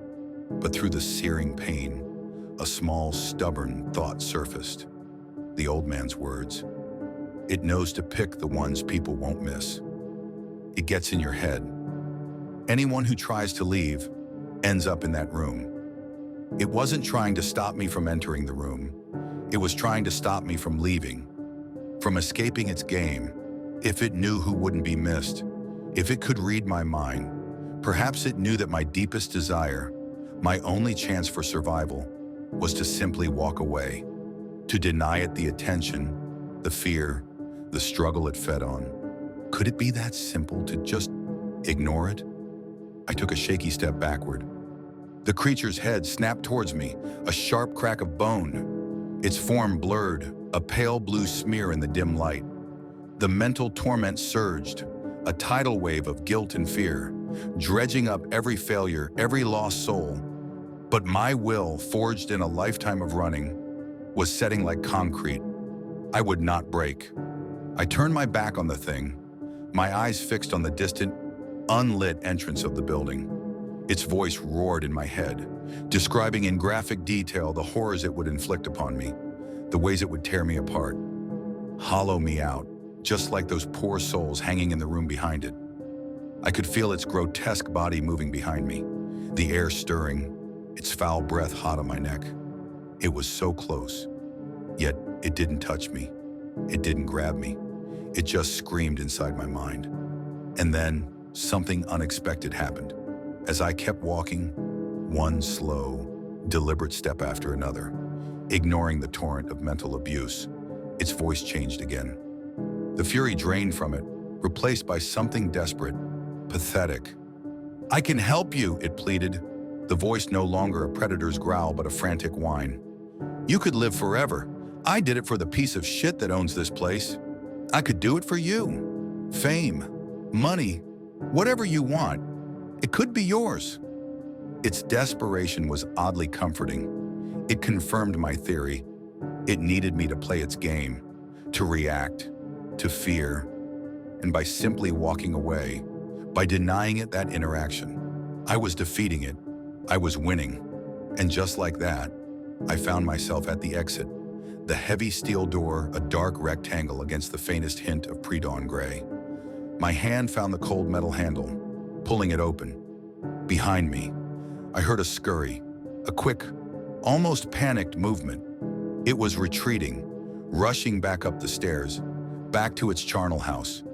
But before it vanished, its voice, quieter now, but no less chilling, echoed one last time in my head. "I know you now, Leo Vance. I'll find you anywhere you go." I stepped out into the crisp, clean air, slammed the door shut, the sound echoing hollowly behind me. I leaned against the pickup, my legs shaking, my body trembling. The first rays of dawn were painting the sky in bruised purples and dull oranges, a promise of a new day that felt utterly irrelevant. My lungs burned, my head ached, and the stench of death still clung to me like a shroud. I stood there for a long time, watching the sun crawl above the horizon, trying to process if any of it was real.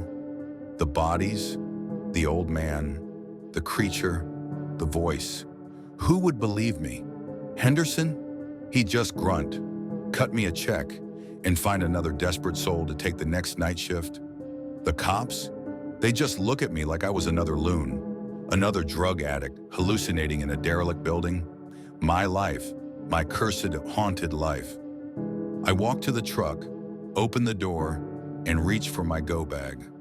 I pulled out the spare battery for the walkie-talkie. As soon as I slotted it in, the radio crackled to life, Henderson's gruff voice booming out, startling me. "Vance, you there? Everything all right?" Neighbors called again about some noise. Then nothing. I sat in the cold cab, the phone pressed to my ear, listening to him repeat the question, his voice a dull, insistent drone. I looked at my worn leather jacket, the old analog watch on my wrist, the dust motes dancing in the faint light. My escape kit always packed, Buster waiting in a motel room on the other side of town. I was always prepared to leave. Finally, I raised the walkie-talkie to my mouth.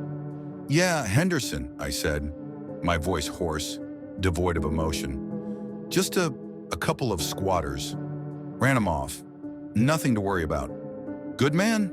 he grunted and the line went dead. I put the radio down, the lie already hardening into truth.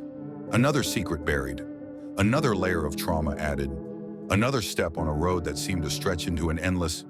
terrifying horizon. The creature's parting words echoed in my mind.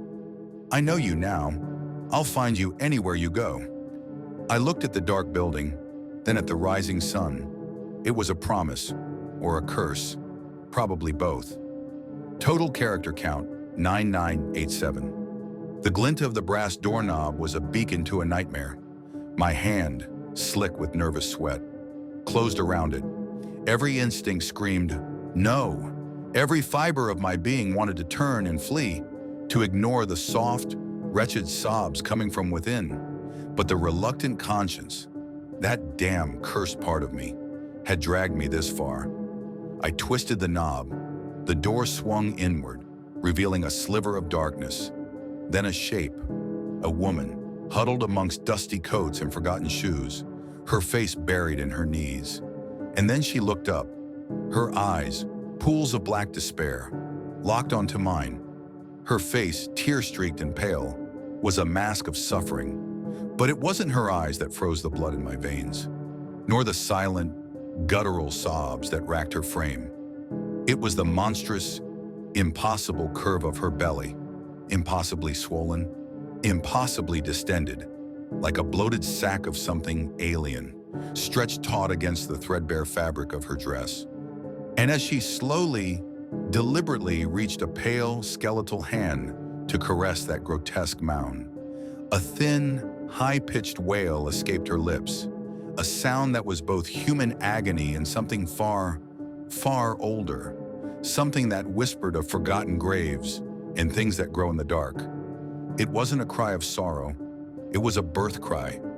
That moment, hanging suspended between terror and a morbid fascination, was the culmination of days of sleepless nights, of a quiet suburban house turning into a cage for a sound that stalked the darkness, and of a lifetime spent trying and failing to outrun the things that clawed their way out of the shadows and into my world. It had started just over a week ago, a Sunday night, or rather, Monday morning, if you want to get technical about it, 4 a.m. on the dot.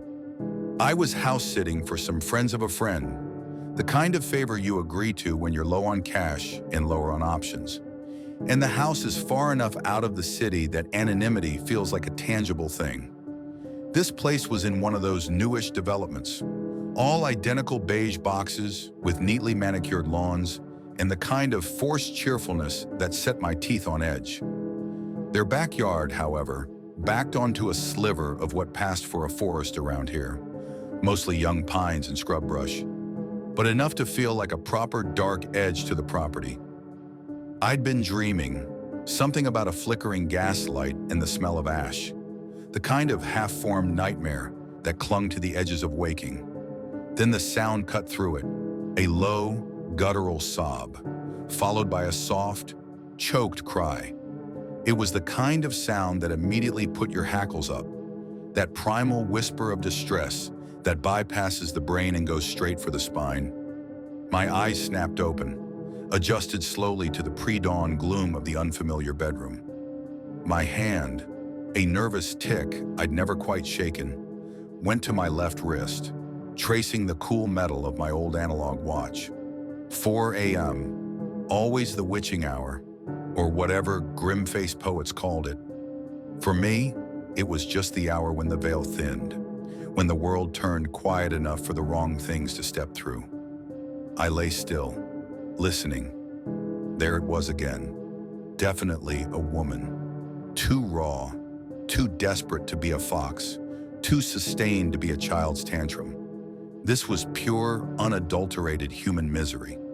It was coming from outside, just under the window, or so it seemed. Every nerve ending in my body, honed by years of involuntary proximity to the bizarre and the lethal, screamed at me to pull the covers over my head and pretend it wasn't happening. But then the crying hitched.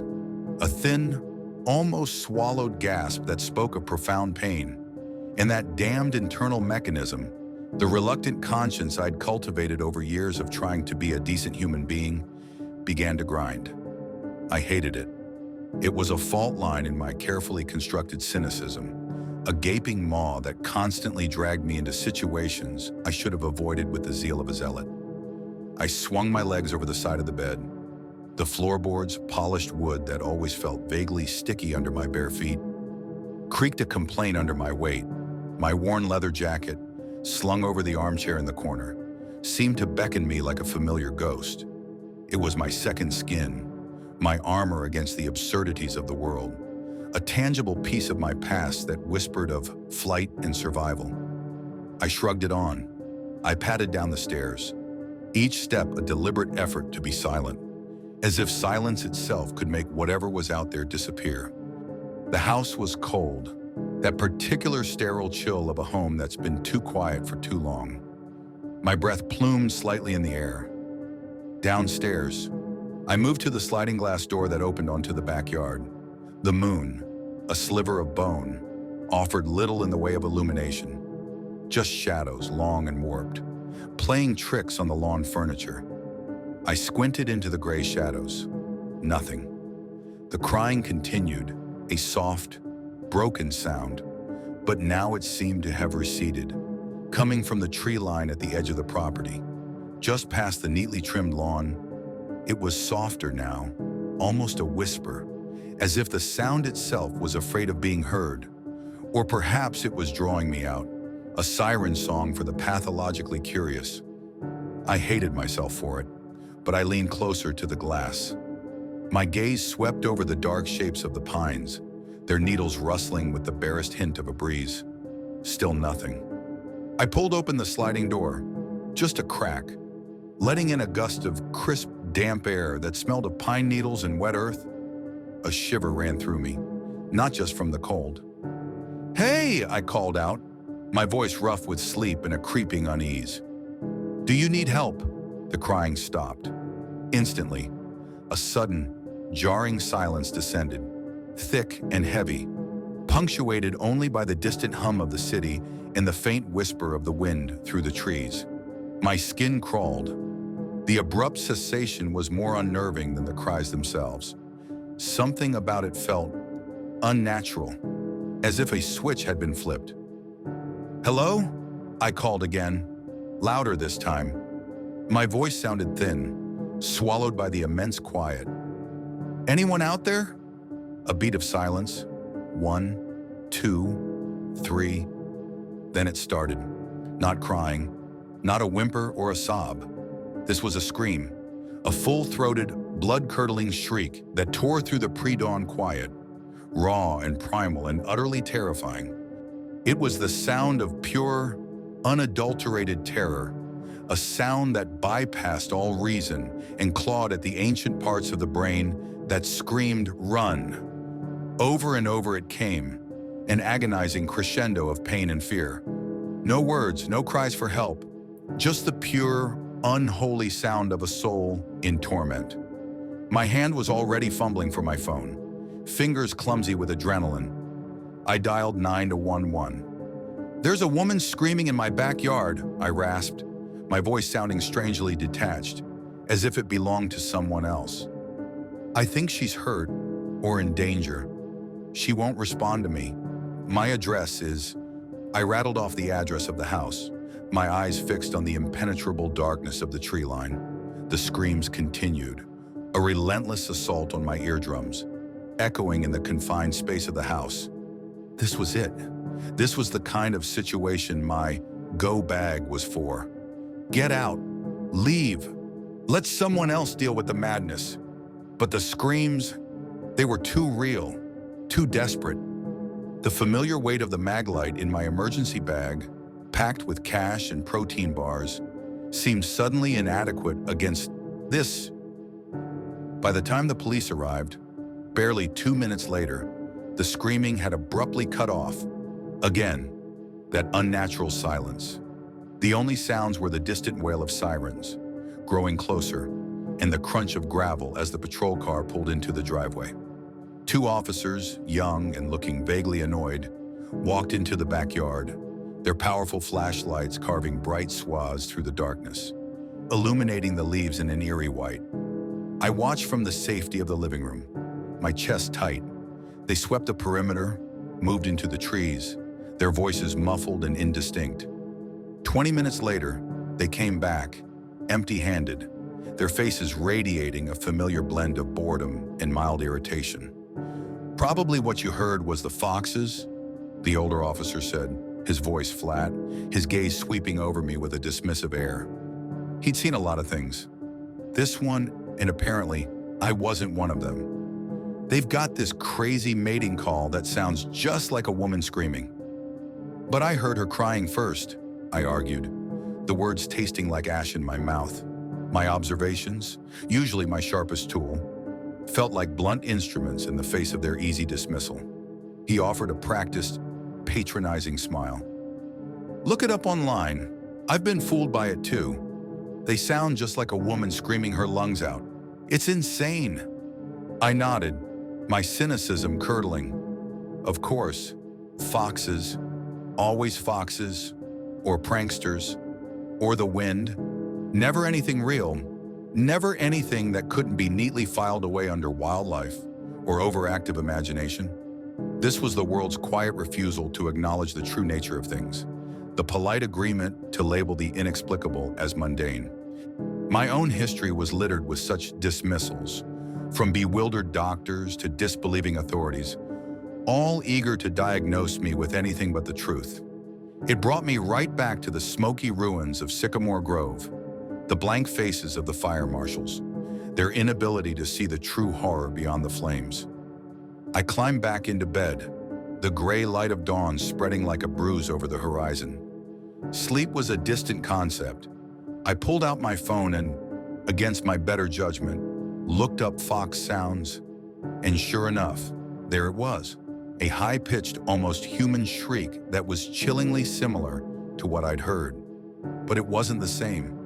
It was close, but it lacked the raw, desperate edge, the specific inflection of profound human despair that had frozen me to the spot. It didn't sound like it was crying. It was a performance, a mimicry, but not the original. Despite my internal debate, I forced myself to accept their explanation, if only to find a sliver of peace, convincing myself that's all it was. I eventually drifted into a fitful, shallow sleep. But the next night, it happened again. 4 a.m. on the dot. The soft crying, then the screaming, coming from the forest. I called the police again, yet again. They found nothing. This time, the officer was less patient. He warned me not to call them again over the crying. Unless things got worse. Things always got worse. And so I didn't call them when it happened the next night. And the next, and the next. I chalked it up to the foxes, a flimsy shield against the growing dread. Even though I knew, deep down, that foxes only made screaming sounds, not the soft, wretched sobs that preceded them. I forced myself to fall back asleep every time, pulling a pillow over my head, burying myself under the blankets, trying to drown out the sounds, to make them part of the dream. I considered leaving, packing my go bag and vanishing into the anonymity of the highway. But the logical, cynical part of me argued that a sound couldn't hurt me. And besides, the pay for this house-sitting gig was decent. That, and the strange, morbid curiosity that always seemed to override my better judgment. I bought a heavy-duty white noise machine online, something industrial grade, along with a couple of powerful fans. Turned everything up to full blast, trying to create an impenetrable wall of sound. For about a week, I managed to sleep, or at least pass out, for a few uninterrupted hours. The house was blissfully quiet, filled with the roar of the fans, a monotonous drone that was a welcome relief from the silence that now felt like a predatory thing, waiting to be filled. It was a fragile truce, but a truce nonetheless. Then the night of August 24th happened. I'd spent the evening sketching, hunched over my notebook at the kitchen table, the low hum of the refrigerator a comforting backdrop.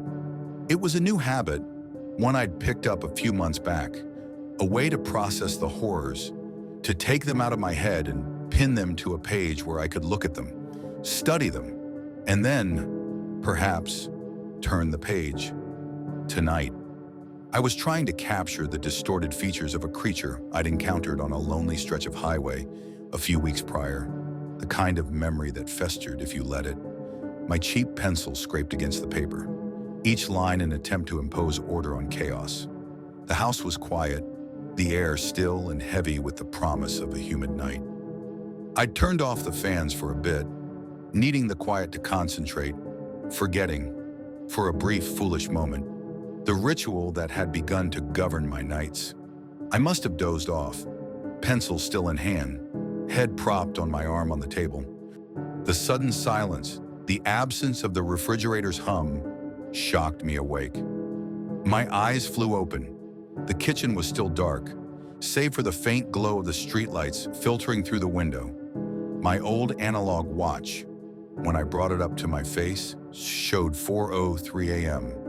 And then I heard it, the crying. It was louder, much louder. So loud I could hear it over the low thrum of my own heartbeat, over the ringing in my ears from the abrupt awakening. So loud that I didn't have to strain to hear it. It was raw, guttural, a sound of profound anguish that seemed to vibrate through the very floorboards.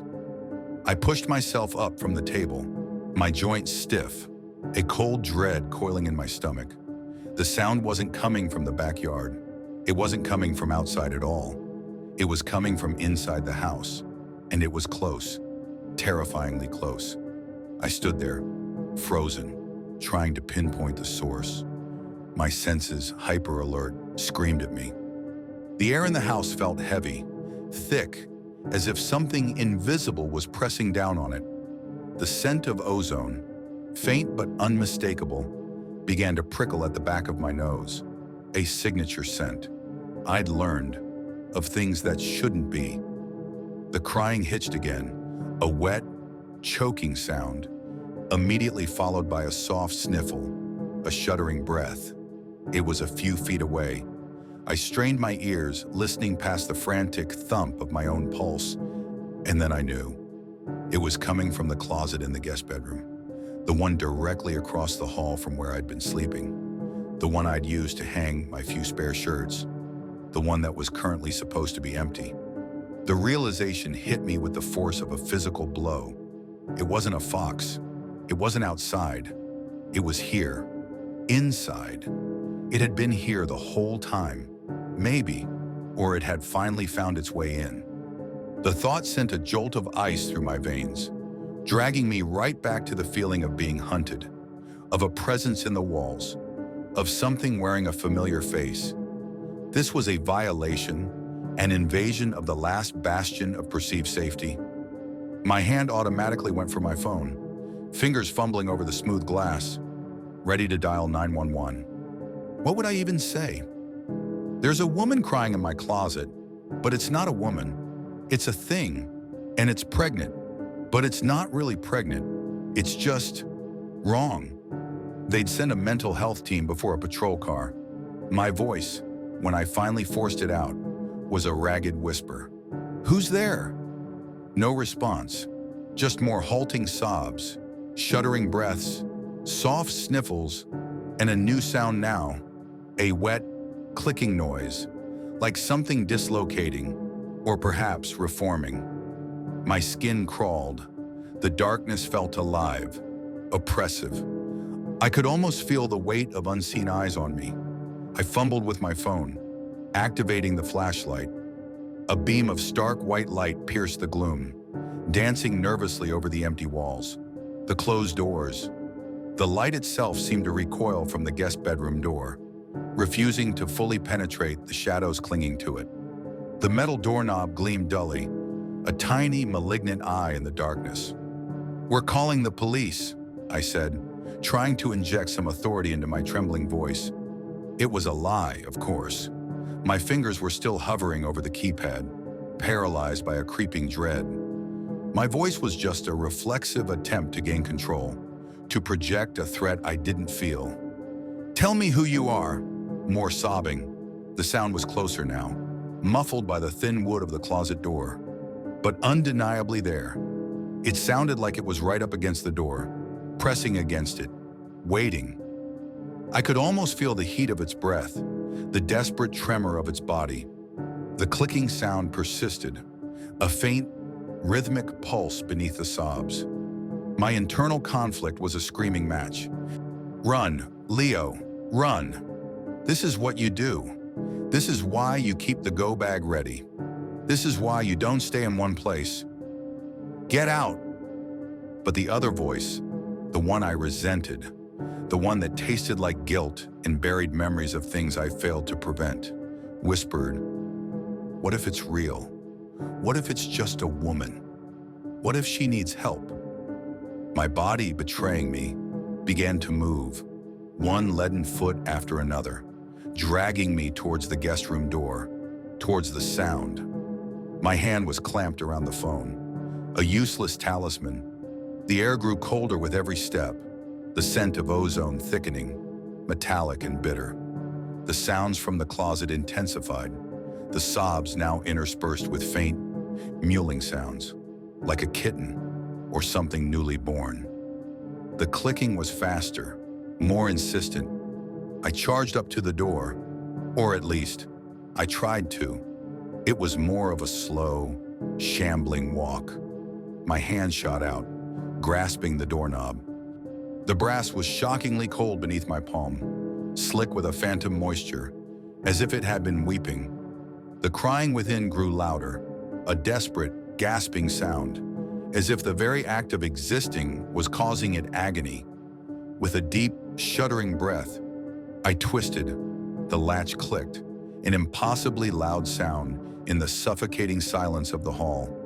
I pulled, and the door swung inward, the low light from my phone's flashlight, clutched tight in my trembling hand, painted the scene in stark relief. Dust motes danced in the air, illuminated by the beam. The closet wasn't deep, and there, huddled amongst the few coats and discarded boxes, was a figure, a woman. She was facing away from me, her shoulders shaking, her body racked by silent, guttural sobs. Her hair, long and dark, fell in a curtain around her face, obscuring it. She was wearing a threadbare, pale dress that seemed to cling to her in all the wrong ways. A wave of nausea hit me.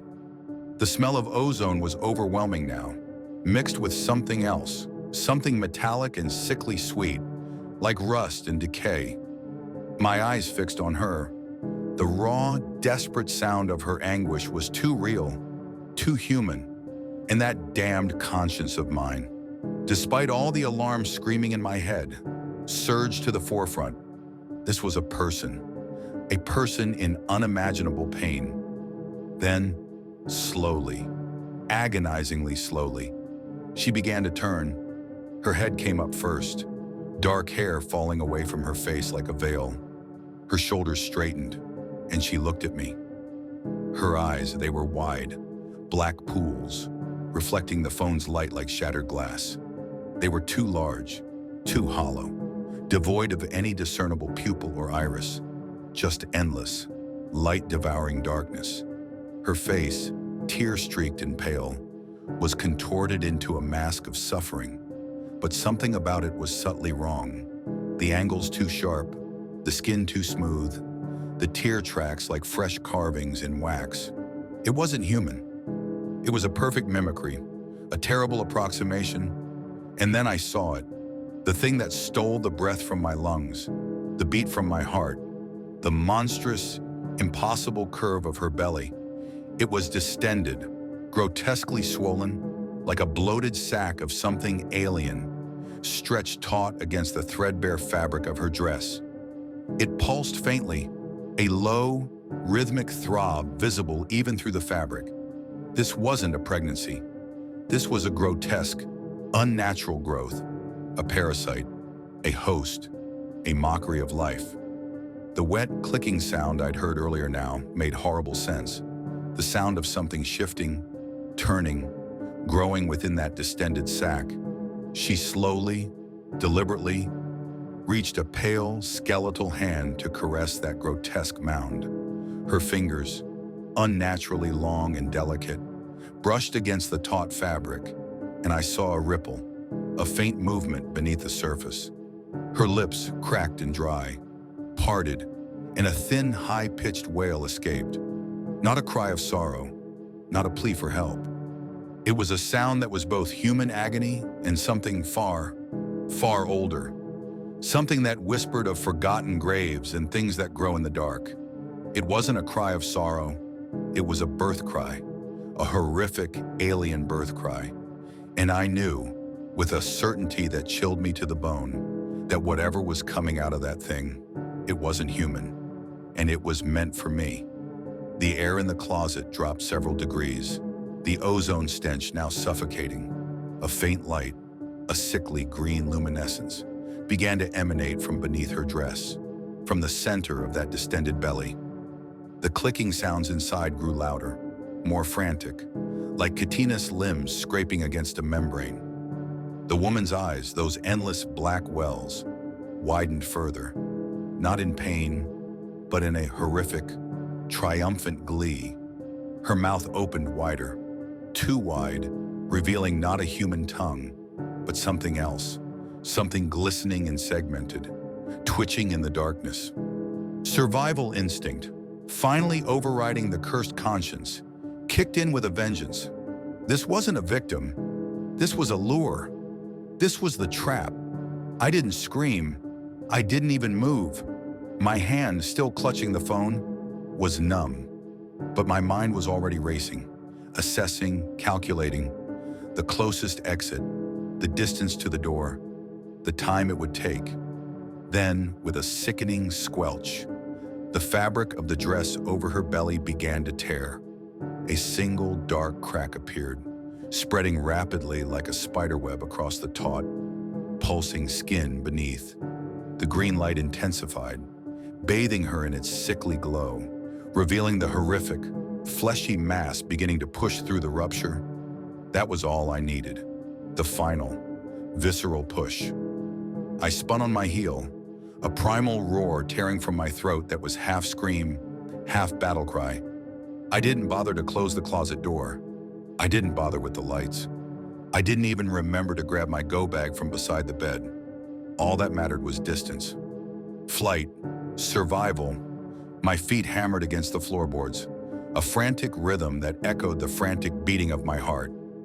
Down the stairs, two at a time, nearly tripping over my own feet in the dark.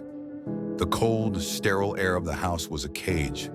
I burst through the front door, not bothering to lock it, not bothering with anything but the immediate, desperate need to be out. The night air hit me, cold and mercifully free of ozone. I didn't stop to look back, didn't stop to confirm that the screams from the closet were following me. I just ran, down the drive, onto the quiet suburban street, the asphalt cold and unforgiving beneath my bare feet. I kept running, each step a desperate prayer, each breath a choked sob of pure, unadulterated terror. The phantom feeling of those black, empty eyes on my back was a physical weight, pressing me forward, reminding me that even in the quietest, most mundane corners of the world, something was always waiting, and it had just found its way in. The only thing I knew for certain was that I wouldn't be going back for my things. Not ever. And the road, once again, was the only place I knew how to call home. Character count. 9,567 within 8,000 to 10,000 range. The bone-deep chill that had settled into my marrow wasn't from the November night air, nor the biting wind whistling around the edge of my apartment building. It was the kind of cold that seeped in from the inside out, a souvenir from moments when the world peeled back its mundane skin to reveal teeth. It wasn't Kira, Layla had whispered, her voice a brittle shard of glass. Her eyes fixed on something only she could see, or perhaps something that had been burned into her memory, something I hadn't yet witnessed. The tremor that ran through her slight frame seemed to jump into my own, making my hands shake as I held her. Not Kira.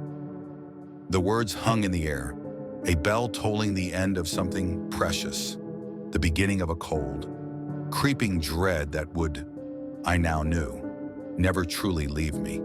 This wasn't the first time the inexplicable had bled into my life, though the memories of past instances remained stubbornly veiled, like faces just beyond a thick fog. But this felt like a new brand of wrong, one that tattooed itself onto your soul. Weeks before Layla's horrifying confession, my life had been, if not normal, at least predictably drab. I'd taken a night shift at a local warehouse, the kind of job where you push boxes and keep your head down, the kind that pays cash and asks no questions. It suited me, suited the quiet, anonymous existence I'd carved out for myself in this forgotten corner of nowhere, far from whatever it was I was running from. My apartment, a cramped space on the third floor of a brick monstrosity, overlooked the main street. Directly across, a new restaurant, Miss Lucy's, had sprung up a month ago. A spherical glass building, it was reflecting the sky like a giant, dislocated eyeball during the day and morphing into an oversized disco ball of changing colors at night. Gaudy, pretentious, exactly the kind of place I usually avoided like a bad case of the flu. But they served fried zucchini. And I had a weakness for fried zucchini, a single, insignificant detail, yet it was enough to reel me in, like a fish to a barbed hook. From my balcony, my worn leather jacket pulled tight against the evening chill. I had a prime vantage point. I could see everything: the glittering facade, the sparse trickle of cars arriving, even the discreet entrance to the underground parking garage in the back. And that's when I started to notice the subtle, unsettling discrepancy. More cars went in than came out. Always. "Hey, Leo, you think there's another exit?" Cole, bless his oblivious heart, had asked one particularly boring Tuesday evening as we nursed lukewarm beers on my balcony. Stephen, equally unobservant, was scrolling through his phone. I grunted, watching a sleek black sedan disappear into the garage ramp. "Doubt it. You can see everything from here, don't you think?" I gestured with my beer bottle towards the glittering sphere. From where we sat, the building seemed to offer no secrets, no hidden doors. As far as I could tell, there was one way in, one way out. My old analog wristwatch, a nervous habit, felt heavier on my wrist than usual. Not that it helped tell time, but the solid weight of it was grounding. A small, mechanical certainty in a world that was increasingly anything but. I wasn't a man given to wild theories. Not usually. My cynicism acted as a kind of emotional Kevlar, deflecting most of the world's nonsense. But the numbers didn't lie. I'd started keeping a mental tally, a perverse form of entertainment during my off hours. One Friday, between dinner and closing, 26 cars had pulled into Miss Lucy's lot. Only 7 had reemerged. The numbers gnawed at me, a tiny, irritating burr under the saddle of my cynicism. There had to be a rational explanation. A delivery entrance, a staff exit, a portal to another dimension where everyone was just really into fried zucchini and forgot to go home. Probably the last one, knowing my luck. Still, the zucchini called. So, one weeknight, I dragged Stephen along, my reluctance warring with my craving. The trek across the intersection was short, the air thick with exhaust fumes and the faint, unsettling hum of the city. As we approached the restaurant, the glass walls seemed to warp the light, distorting the reflections of passing cars. Inside, the muffled thump of dance music vibrated through the floor. Neon lamps pulsed in time with the beat, illuminating wall-to-wall aquariums where exotic, brightly colored fish drifted lazily. Massive chandeliers, shimmering with 1,000 tiny reflections, hung like predatory jewels above velvet lounge chairs and antique mirrors that somehow managed to look both opulent and unsettlingly distorted. "Cool place," Stephen said, craning his neck to take it all in. His eyes were wide with the kind of innocent awe that I'd long since shed. My internal monologue, however, was less impressed. Cool place? More like Vegas on a budget, if Vegas had decided to go for a haunted fish tank aesthetic. The air inside felt thick, almost humid, carrying a faint, cloying scent I couldn't quite place, Something like over-perfumed cleaning products mixed with something metallic, like stale blood. My senses, always on high alert for the subtly wrong, were already prickling. The hostess, a woman whose perm resembled a battle-hardened helmet and whose eyes were sharp, hawk-like glints of obsidian, scowled as we approached. Her name tag, precisely centered on her pristine black uniform, read Helga O. Her posture was rigid, almost military, her gaze piercing. I felt like I was being evaluated, found wanting, and then judged. "Are you on the list?" she rasped, her voice dry as old leaves. I blinked. "What list?" I managed. My sarcasm momentarily short-circuited by her sheer, unadulterated grimness. "The list," she repeated, as if this was the most obvious thing in the world. Her gaze didn't waver, fixed on a point somewhere between my eyebrows. "I don't know. You have to be on the list to enter." The words were clipped, precise, like a machine giving an unhelpful diagnosis. "We need reservations on a Tuesday?" I glanced around, trying to catch a glimpse of the supposedly teeming masses that would necessitate such exclusivity.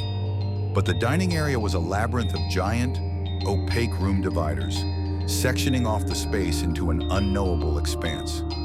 I couldn't see a single other soul. The silence, despite the thumping music, felt cavernous, an echo of the empty parking lot. "No, you need to be on the list." Helga's patience, if she'd ever possessed any, was clearly running thin. Her lips thinned into a razor line. I turned back to the surly gatekeeper, a familiar prickle of annoyance rising. My cynical side usually preferred to just walk away from pointless bureaucratic nonsense, but the stubborn, reluctant conscience part of me, the part that hated being told no for no good reason, dug in its heels. "Okay, can you put us on the list?" "No, that is not how we operate. You have to call at least 2 days before to put your name on the list." Each word was a tiny, precisely aimed jab. "I can't just tell you my name and have you added to the list now?" It was a ridiculous question. I knew, but I felt compelled to ask it, just to see if her robotic facade would crack. "No." Flat. Final. Utterly without inflection. Stephen nudged me, whispering urgently, "Come on, man, let's go. This place is weird." He wasn't wrong. Every instinct I possessed screamed at me to turn tail and run. But something, perhaps the sheer absurdity of it all, or the nagging thought of those vanished cars, held me fast. "Okay, we'll be in touch," I said, mustering a fake smile, the words tasting like ash. "Forget this place," Stephen grumbled as we beat a retreat, the thumping bass of the unseen music vibrating against our backs. But I wasn't giving up. The challenge had been laid down, and my inconveniently persistent nature demanded I meet it. Plus, the zucchini. Always the zucchini. So the moment I was back in the sanctuary of my apartment, shedding my jacket, I pulled out my phone, my fingers, accustomed to the familiar weight of my analog watch, tapped out the number. The phone rang precisely twice before Helga answered. "Miss Lucy's restaurant. This is Helga. How may I direct your call?" This time, her voice was a startling contrast to her earlier demeanor. Professional, polite, almost unnervingly serene. A chillingly perfect customer service voice. My suspicion spiked. "I'd like to put my name on your list," I said, trying to match her calm, despite the mental alarm bells clanging in my head. "Certainly, sir. For how many guests?" I mentally ran through my usual poker night crew. Stephen, of course, Kira, who loved anything shiny and new, Layla, who could charm the pants off a stone gargoyle, and Cole, who'd go anywhere for a free meal. "5, I replied. "For which night?" "Friday." Friday seemed distant enough, safe enough. "And your guests' first names, please?" Her tone was still perfectly modulated, but I felt a subtle, almost imperceptible shift in the air, as if a quiet current had just passed through the line. I rattled off the names: Stephen, Kira, Layla, and Cole and Leo Vance. Very good, Mr. Vance. You're on the list for Friday evening. Give your server the password 4355 when you arrive. We look forward to seeing you. The line clicked dead before I could respond. No time, no specific reservation details beyond Friday evening. Just on the list. Friday night arrived with the inevitability of a bad hangover. Stephen, Kira, Cole, Layla, and I walked the short distance from my apartment, the restaurant, a beacon of pulsing, shifting light in the encroaching darkness, seemed to hum with an almost predatory energy. My stomach churned, a mixture of anticipation and an old, familiar dread that clung to me like a damp shroud. And there she was, Helga O, still radiating an aura of severe efficiency. But this time, her hawk-like eyes were actually crinkling at the corners. She was all smiles, a transformation that was somehow more unsettling than her previous surliness. It felt practiced, artificial, like a mask pulled taut over something unyielding. Yes, Mr. Van Nam, I see you're on the list. Your password, please? It's 43555, I stated, the numbers feeling strangely significant now, like a key to a door I wasn't sure I wanted to open. Perfect. Right this way. Helga's smile widened, stretching her thin lips. Then, with a surprisingly fluid movement for someone so stiff, she pulled back one of the giant, opaque room dividers. It slid open with a soft, almost inaudible whir, revealing not just a dining area, but a different world entirely. The air shifted, growing cooler, carrying that same cloying metallic scent. Bright purple lights bathed the space, which seemed to stretch out, 3 times larger than I'd imagined from the outside.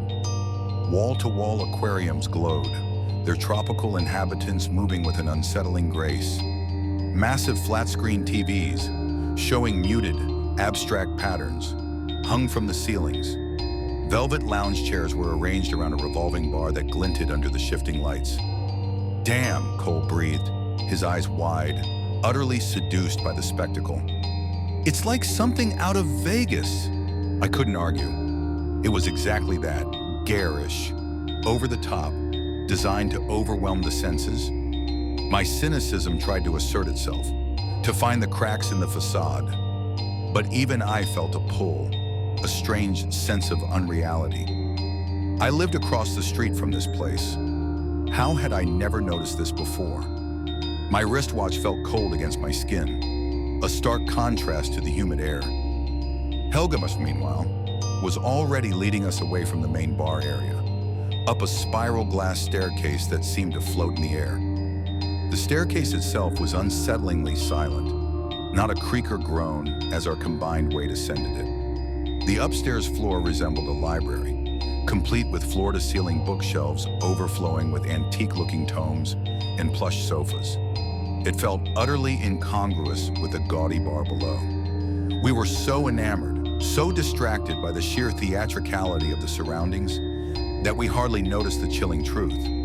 We were the only people there, the only customers. Helga, our group, the fish, and the silent, spinning bar. We followed Helga all the way to the back of the library until we reached a bookshelf set against a seemingly solid brick wall. Her hand, long and slender, reached out and opened a nondescript book on the middle shelf. My eyes, ever observant, caught the flicker of something metallic inside. She pressed a large button. The bookshelves, with a barely perceptible sigh of hydraulics, began to creep open, revealing a hidden doorway. Beyond it, a spacious private dining room and bar, bathed in an even more intense purple glow. Unbelievable, Kira whispered, her voice laced with awe. Inside, the floor was made of translucent glass, illuminated from beneath, revealing a koi pond where golden fish swam in lazy circles. More chandeliers glittered, their light reflecting off polished mirrored tables and black velvet chairs. A private bar, stocked with gleaming bottles, stood to one side, and a lone tuxedo-clad server stood ramrod straight behind it, his face impassive. "This is all for us?" I asked. my jaw probably hanging open like a rusted gate. The place felt like a cross between a 1920s speakeasy and an ultra-modern lounge, a bizarre mishmash of styles that somehow worked to create an atmosphere of otherworldly luxury. "How much is this going to cost?" Cole whispered, his usual bravado momentarily forgotten. I shrugged. The online menu didn't look too expensive, though I had only really checked the price for the fried zucchini, a single critical detail. Once again, "Check out these seats," Layla exclaimed, running her hands along the plush black velvet. "Unbelievable," Kira echoed, already reaching for something on the table. "And check this out." She gestured to the chairs and tables, which sat on a circular platform. "I've never seen anything like this," Steven said, already fiddling with a series of small, unlabeled switches on the armrest. The platform began to revolve slowly, taking us on a gentle, disorienting spin around the room. Helga, her smile still unnervingly fixed, switched off the revolving platform with a remote, motioned for us to sit, and handed each of us a menu. "Your server will be with you soon." She then handed me a mini iPad. "You can use this to customize your experience," she said, pointing to a text box on the screen. "Type in your request in this box, and your server will send you a confirmation and an estimated delivery time. You can also change the music." She showed me a vast music library with endless playlists. We could even change the light colors. "No way!" Kira shrieked, already mashing buttons on her own iPad. The chandelier lights above us cycling through white, green, and then an ominous, pulsing red. Even the translucent floor bulbs changed colors, casting the koi pond in an eerie, shifting glow. The fish, however, seemed oblivious. Cole glanced around, taking it all in, his initial awe slowly replaced by a familiar glint of anxiety in his eyes. "Leo, are you sure this place isn't expensive?" "I don't think so," I lied, trying to reassure him and myself. Helga finally left, the bookshelf door sliding shut behind her with that same almost inaudible whir, sealing us inside our secret, luxurious, and now increasingly unnerving space. We opened the menus, and that's when the first real jolt of dread hit me. No prices were listed anywhere, not on the food, not on the drinks, nothing. That's strange. That's more than strange. That's a red flag waving a stadium-sized banner. My fingers, cold despite the warm, humid air, went to the iPad. I typed a note to the server, trying to keep my tone casual, unaffected. "Where are the prices listed?" After a moment, a reply popped up. "They aren't." My buddies and I exchanged nervous glances. The music, which had seemed so vibrant moments ago, now felt like a taunting, empty beat. "What does he mean? The prices aren't listed," Cole demanded, his voice thin with alarm. I typed again, more urgently this time. "How much are the drinks?" He replied instantly. "1 minute." But he never replied again. The iPad screen remained stubbornly blank, the cursor blinking, waiting for an answer that never came. My heart hammered against my ribs, a frantic drum against the encroaching silence. What did I get us into? What if this place is over-the-top expensive? My friends will kill me, or worse. A cold sweat slicked my palms. Minutes later, the server, the same tuxedo-clad automaton from before, reappeared. He carried a tray laden with cocktails and appetizers, chocolate martinis, vibrant Red Bulls in tall glasses, a platter of veggies and hummus, and a mountain of fried zucchini. We hadn't ordered any of it. He placed the tray on the mirrored table with a soft clink. "Fried zucchini," my traitorous stomach growled. Despite the mounting dread, I found myself reaching for a piece, my hand trembling slightly. Cole nudged me again, his face a mask of escalating panic. "We need to see the prices first." I looked up at the server, who remained as still and expressionless as a mannequin. "Hey, excuse me," I said, trying to inject some authority into my voice. "Could we please see the prices before we order more?" He didn't say a word. His eyes, dark and flat, simply looked through me, as if I wasn't there. "Sir," Cole began, his voice rising. But the server ignored him completely. Instead, he pulled out a folded list from his inner jacket pocket. He scanned it, his gaze following invisible lines. Then, without a sound, he walked over to the brick wall, to a spot where there was no visible switch. My eyes narrowed, trying to discern what he was doing. My wristwatch felt like an anchor, pulling me down, grounding me in this surreal reality. He merely pressed a specific point on the brick. At that exact moment, the music stopped. The room plunged into absolute, suffocating darkness. The iPad screen, which had been glowing faintly, went completely dark. The sudden, total absence of light and sound was a physical blow. Someone gasped. "Layla, I think..." "What the hell?" Steven's voice, a raw, primal shout, came from somewhere to my right. He nudged me hard. "Leo! Hello!"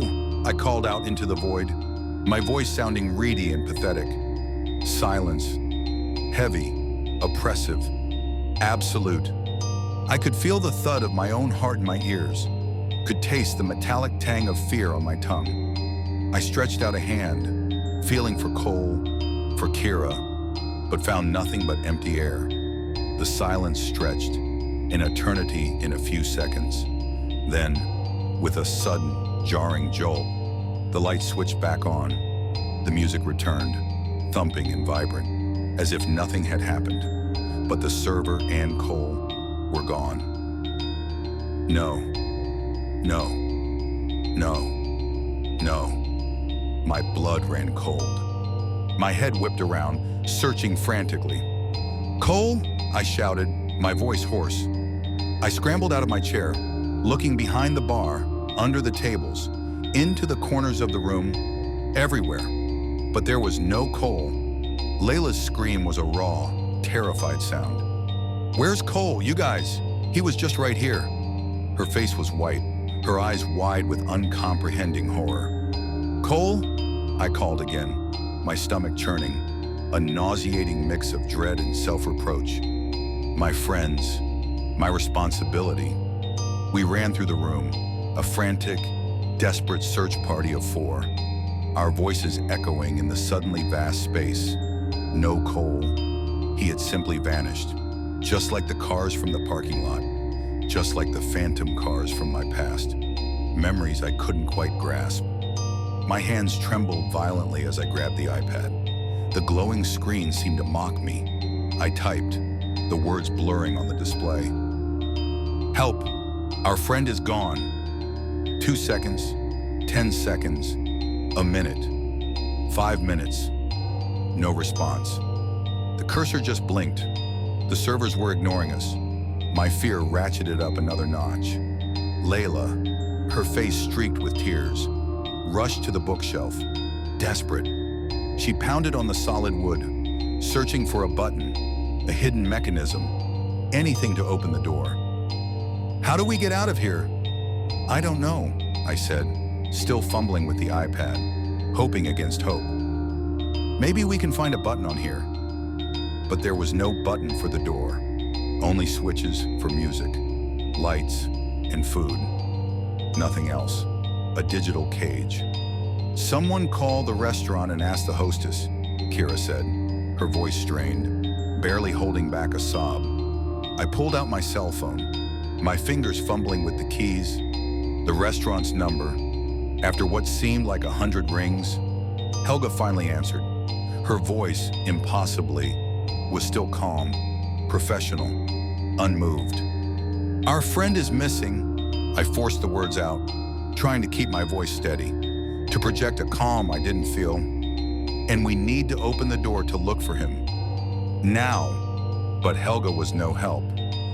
"You'll have to wait until your server returns," she said, her voice flat, devoid of human empathy. A recording. It had to be. "But he isn't answering," I shouted into the phone, the frustration momentarily overpowering the fear. "Then you have to wait until he returns." She sounded like a pre-programmed robot, designed to give the same useless responses no matter what. My blood boiled. But the server didn't answer my last questions. "He's going by the list," Helga snapped, her voice suddenly sharper, metallic, and then she hung up. Huh? What does that even mean? What list? My mind raced, trying to find a logical explanation in this sea of illogic. My wristwatch felt like a dead weight, time meaningless in this suspended horror. "You guys," I said, turning to Stephen, Kira, and Layla, my voice barely a whisper. "I don't know what's going on, but at that terrifying moment, the secret bookshelf door opened again. Our server reappeared, as stoic and unruffled as before. He carried another tray, laden with more drinks and appetizers we hadn't ordered. "Sir, where is our friend?" Kira demanded, her eyes wide, glistening with unshed tears. Her voice was sharp with terror and desperation, but the server refused to answer. He wouldn't even look at her, at any of us. His gaze was fixed on some internal, unseen horizon. Instead, he simply placed the items on the table. Then, just like before, he pulled out his list again, scanned it, walked back to that specific point on the brick wall, and pressed it, and once more, the music stopped. The room went black. The darkness was instant, absolute, a total sensory deprivation. I heard Kira's faint, terrified gasp, a tiny, almost imperceptible sound swallowed by the void. And when the lights and music came back on, the server and Kira were gone. "What the hell?" I roared, the sound raw and desperate. My heart hammered, a frantic drum against the bone and muscle of my chest. Stephen's eyes bulged, his face a ghastly white. Layla froze, a statue of pure, unadulterated terror. She looked too terrified to even breathe. "Kira!" Stephen and I shouted in unison, our voices cracking with disbelief. But only silence answered, an echo of the void that had swallowed Cole. Moments later, the server returned. Another tray, more unordered items. He moved with the precise, practiced movements of a clockwork doll. Once again, he set the items on the table, scanned his list, walked to the wall, and flipped his invisible switch. Again, the music died. Again, the room went dark. My muscles tensed, bracing for the inevitable. This time, the only sound was a small, choked sob from Layla. And when the lights and music returned, the server and Layla were gone. "Holy shit," Stephen breathed, his voice a ragged whisper. He swayed on his feet, looking as though he might pass out. "Leo, we've got to get out of here," I finished, my voice tight with a cold fury that pushed past the terror. "I'm calling the police." My fingers, still trembling, fumbled with my cell phone. I dialed 911. The call clicked once, twice, but never rang. It just dropped. "I lost the signal," I shouted, shaking the phone. "You try!" Stephen grabbed his phone, his hands shaking even worse than mine. He tried them, but the call dropped for him, too. "Why won't it go through?" he yelled, his voice laced with hysteria. "I don't know," I snapped, already dialing the restaurant's front desk again. That, apparently, was the only number that worked, the only thread connecting us to this nightmare. After a few endless rings, Helga answered. Her voice, still calm, still unmoved, explained everything away as I desperately tried to explain the situation.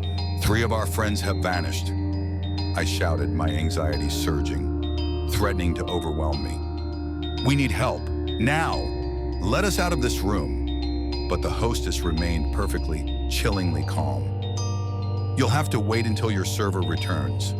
"But he won't talk to us," I screamed into the phone, the helplessness a sharp, bitter taste in my mouth. I checked the wall again for the button he was pressing, but there was nothing visible. It wasn't a switch for the lights. It was something else, something hidden, something personal.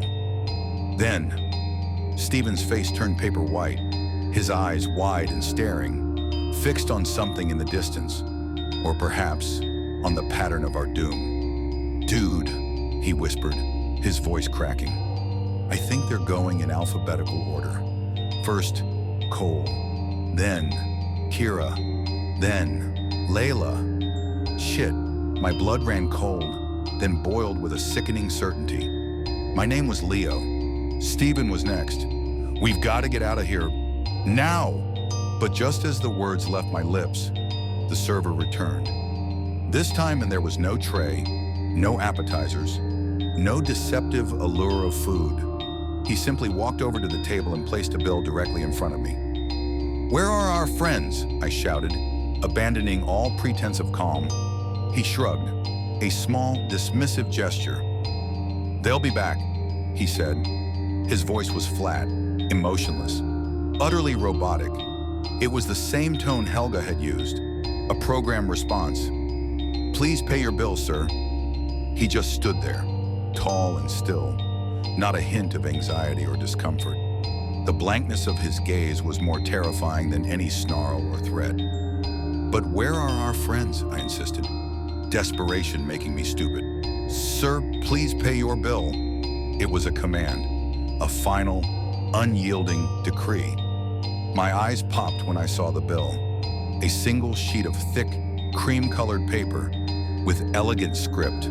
It's over $200, I spluttered, disbelief warring with terror. Even though half the guests vanished. What the? But Steven stopped me, grabbing my arm, his fingers digging in painfully. Dude, screw the money. Just pay the man, and let's get out of here. His voice was a desperate plea, and I saw the raw, animal fear in his eyes. He was right. Money was nothing. Our lives were everything. I didn't argue. My hand, still trembling, reached for my wallet. I pulled out my credit card and handed it to the server. He took it, processed it with a small, silent device I hadn't noticed before, and handed it back without another word.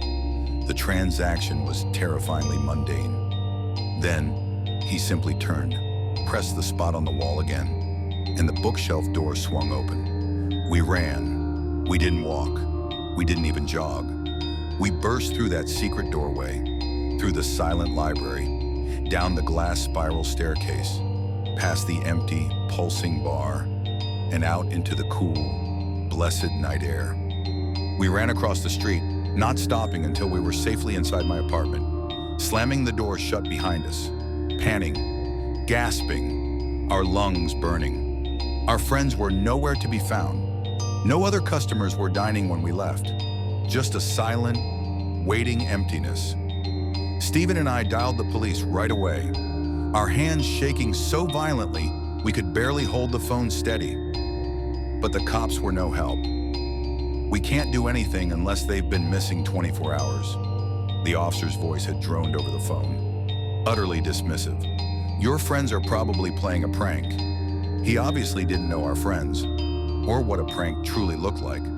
My gut twisted with a sick mixture of rage and despair. They were gone, and no one believed us. The familiar, crushing weight of institutional indifference settled over me, a feeling I knew all too well. The next morning, the sun was a pale, anemic disk in the gray sky. I hadn't slept. Every time I closed my eyes, I saw the darkness, the blank, unblinking face of the server, the empty chairs. A sudden, hesitant knock sounded at my door. My heart leaped into my throat. Had they come for us? Had the server somehow found us? I shuffled to the door, my muscles stiff, and peered through the peephole. Layla. Holy shit. It was Layla. I flung the door open. Layla! Holy shit! I threw my arms around her, pulling her into a tight, desperate embrace. What the hell happened to you? She was wearing the same clothes from the night before, still rumpled and smelling faintly of that cloying, metallic scent from the restaurant. Her face was ghost white, terror-stricken, her eyes unfocused, as if she were seeing something far beyond the confines of my apartment. Her voice, and when it came, was flat, utterly devoid of its usual effervescence. She sounded like she was in shock. Where is Kira? Cole? I asked, holding her close. relief warring with a new, sharper wave of worry for our other friends. She didn't answer. She just stared at the wall, hardly blinking, her gaze disturbingly vacant. An hour later, Stephen came over, his face etched with worry lines. He looked like he'd aged a decade overnight. We sat Layla down on my old, threadbare sofa, plying her with lukewarm tea and soft questions, desperate for answers. "Layla," Stephen said gently, his voice soft, "I know you've been through a lot. I can't imagine.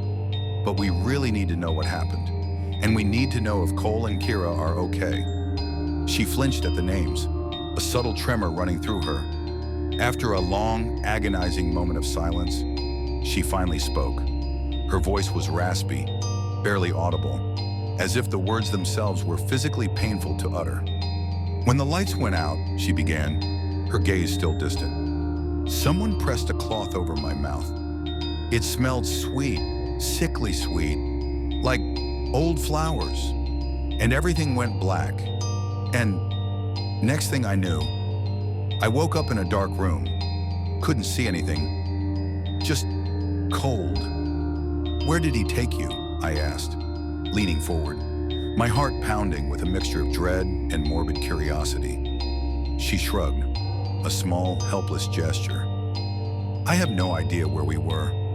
It was just dark and cold for so long." "What happened to Cole and Kira?" Stephen pressed, his voice strained. Layla swallowed hard, her eyes finally focusing, though they were filled with a profound, unreadable horror. "At one point," she whispered, her voice barely a breath, "another man came in, I don't know who, and he pushed Kira through a doorway. It looked like a long hallway, lit by this creepy, pulsing blue light blazing inside. It was so bright against the dark. I don't know. I only got a quick glimpse before he shut the door." She shuddered, wrapping her arms around herself. Layla's eyes welled with tears as she continued, and I automatically handed her a tissue. A few minutes later, the guy opened the door again and pulled Kira back into the dark room where I was. But the person who came back, it wasn't Kira. Layla's words ended in a strangled sob, her body shaking uncontrollably. Stephen patted her shoulder, his face a mask of bewildered terror. "What do you mean it wasn't Kira?" Layla's whole body shook with sobs, racked by an invisible torment. She could barely speak, but after another long, agonizing moment, she slowly calmed, taking ragged, shallow breaths. Her voice, when it returned, was a monotone, chillingly devoid of emotion, like a recording. "I don't know. It wasn't her. Her voice, her energy, it just wasn't her. It was flat, empty, like a shell.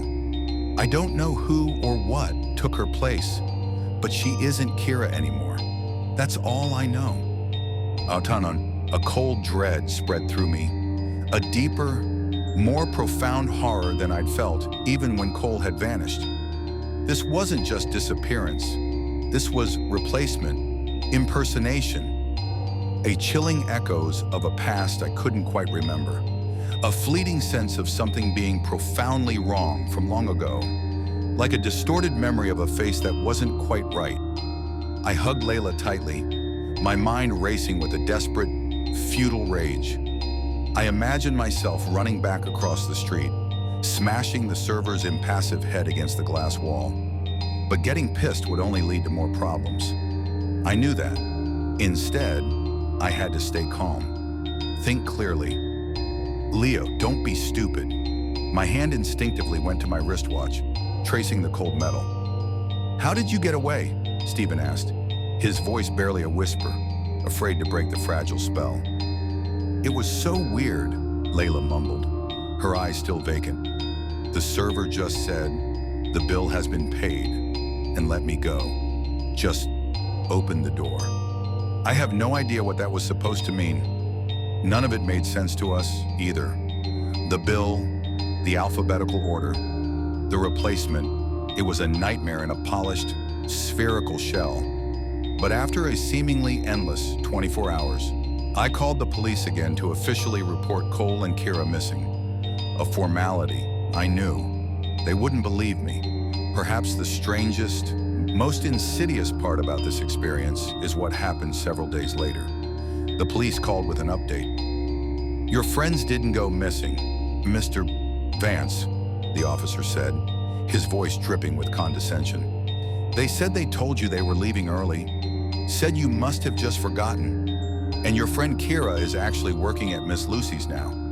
She's their new assistant manager. Quite the promotion, wouldn't you say? Wait, what? No way, that's impossible. Kira, an assistant manager at Miss Lucy's? She hated working. She loved shiny things, not responsibilities. And it wasn't like her, or Cole, not to call or text for days. They knew Stephen and I were worried sick. The police, those bastards, were either completely useless or complicit. I hung up, my hands shaking with a cold rage, ignoring every instinct screaming at me to run. I called Miss Lucy's. Sure enough, Kira answered, but her voice, it sounded flat, robotic, like Helga's, like Layla's had been when she'd first returned. I barely recognized it. Miss Lucy's, Kira speaking. Kira, it's Leo. What happened to you? Are you okay? And why are you working there? My words tumbled out, desperate, urgent, but it was like she didn't know me. All she said was, I'm sorry, sir. Are you on the list? I hung up. The receiver felt like a block of ice in my hand. It wasn't. Kira. Layla had been right. That thing, whatever it was, had taken Kira's place.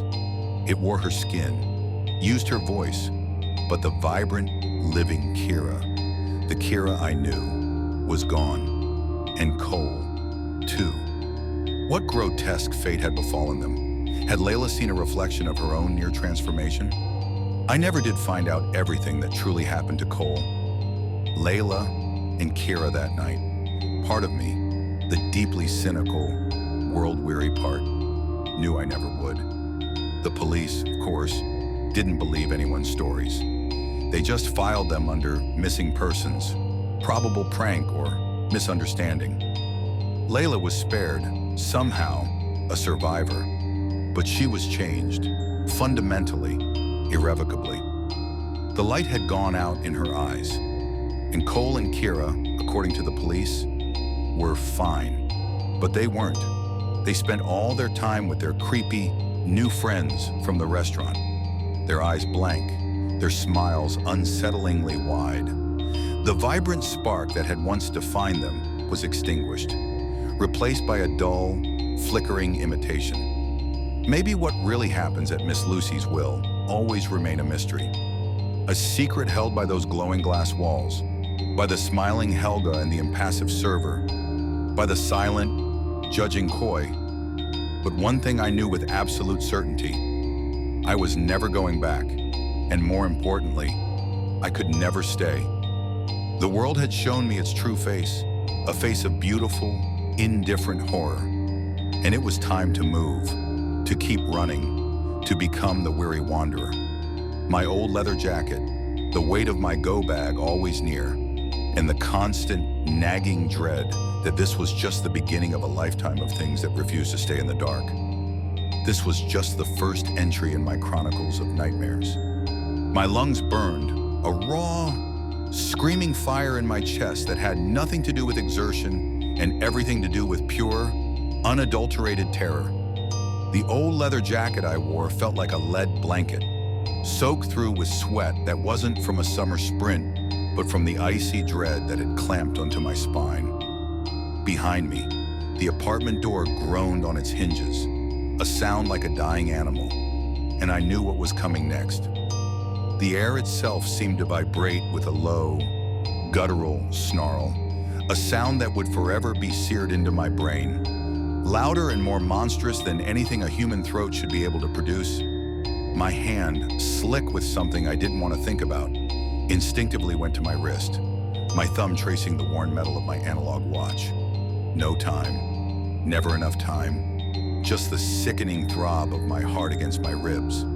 each beat a drum of impending doom. I knew this feeling, the gut-wrenching certainty that the world had spun off its axis, plunging me headfirst into another nightmare. My legs were moving, mechanical and unthinking, carrying me away from the chaos I'd just unleashed, away from harmony, or rather, away from whatever harmony had become. This wasn't the first time I'd run, and if my luck held, it wouldn't be the last. But this time felt different, more personal, more inevitable. It felt like running from a piece of myself. The storm inside me had been brewing for months, long before the raw meat and the guttural snarls. It had started with the breakup, an act that was anything but liberating. Despite what the self-help gurus might preach, I'd be lying if I said ending things with harmony felt like freedom. Instead, it was a volatile mix of guilt and relief, clashing in a violent whirlpool that threatened to drag me under. Had I done enough? Was leaving her selfish? Or was it the only way to preserve what little sanity I had left? Her tears, those pleading words that echoed like tiny, sharp knives in my head, and my own crushing sense of failure. They clung to me like a shroud. Every moment afterward felt like dragging chains through a dense, suffocating fog. It was the kind of agonizing decision that felt like putting a puppy down behind a woodshed. A helpless, soul-crushing act that you knew, with a morbid certainty, had to be done. Harmony didn't need a boyfriend. She needed therapy. Or perhaps, I realize now, an exorcism. My bad luck, as always, chose the latter for her. We'd met in our 20s, a chance encounter that felt like fate at the time, though now I recognized it as another thread in the tapestry of my cursed existence. She was beautiful in a fragile, haunted way. Big, dark eyes that seemed to hold a universe of unspoken sadness, a wisp of a smile that rarely reached them. Her past, a broken record she played often, was a litany of abandonment. Mother overdosed, father vanished. She'd bounced through foster care, a leaf adrift, clinging to anyone who offered the barest semblance of stability.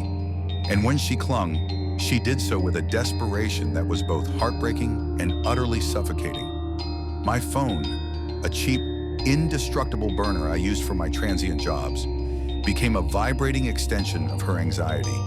Hundreds of texts would pile up in a single day, each one a desperate plea for reassurance. You're not mad, right? You're not leaving. If I didn't respond with the speed of a seasoned hostage negotiator, she'd spiral. The phone would ring incessantly, her voice frantic, tearful, barely coherent. "Why are you ignoring me?" she'd cry, the sound a dull ache in my chest, stabbing at whatever resolve I tried to muster. Each confrontation, each attempt to reason with her, left me drained, a mix of guilt and helpless frustration tightening in my chest. The cycle would repeat endlessly until I felt like a dry sponge, wrung out and brittle.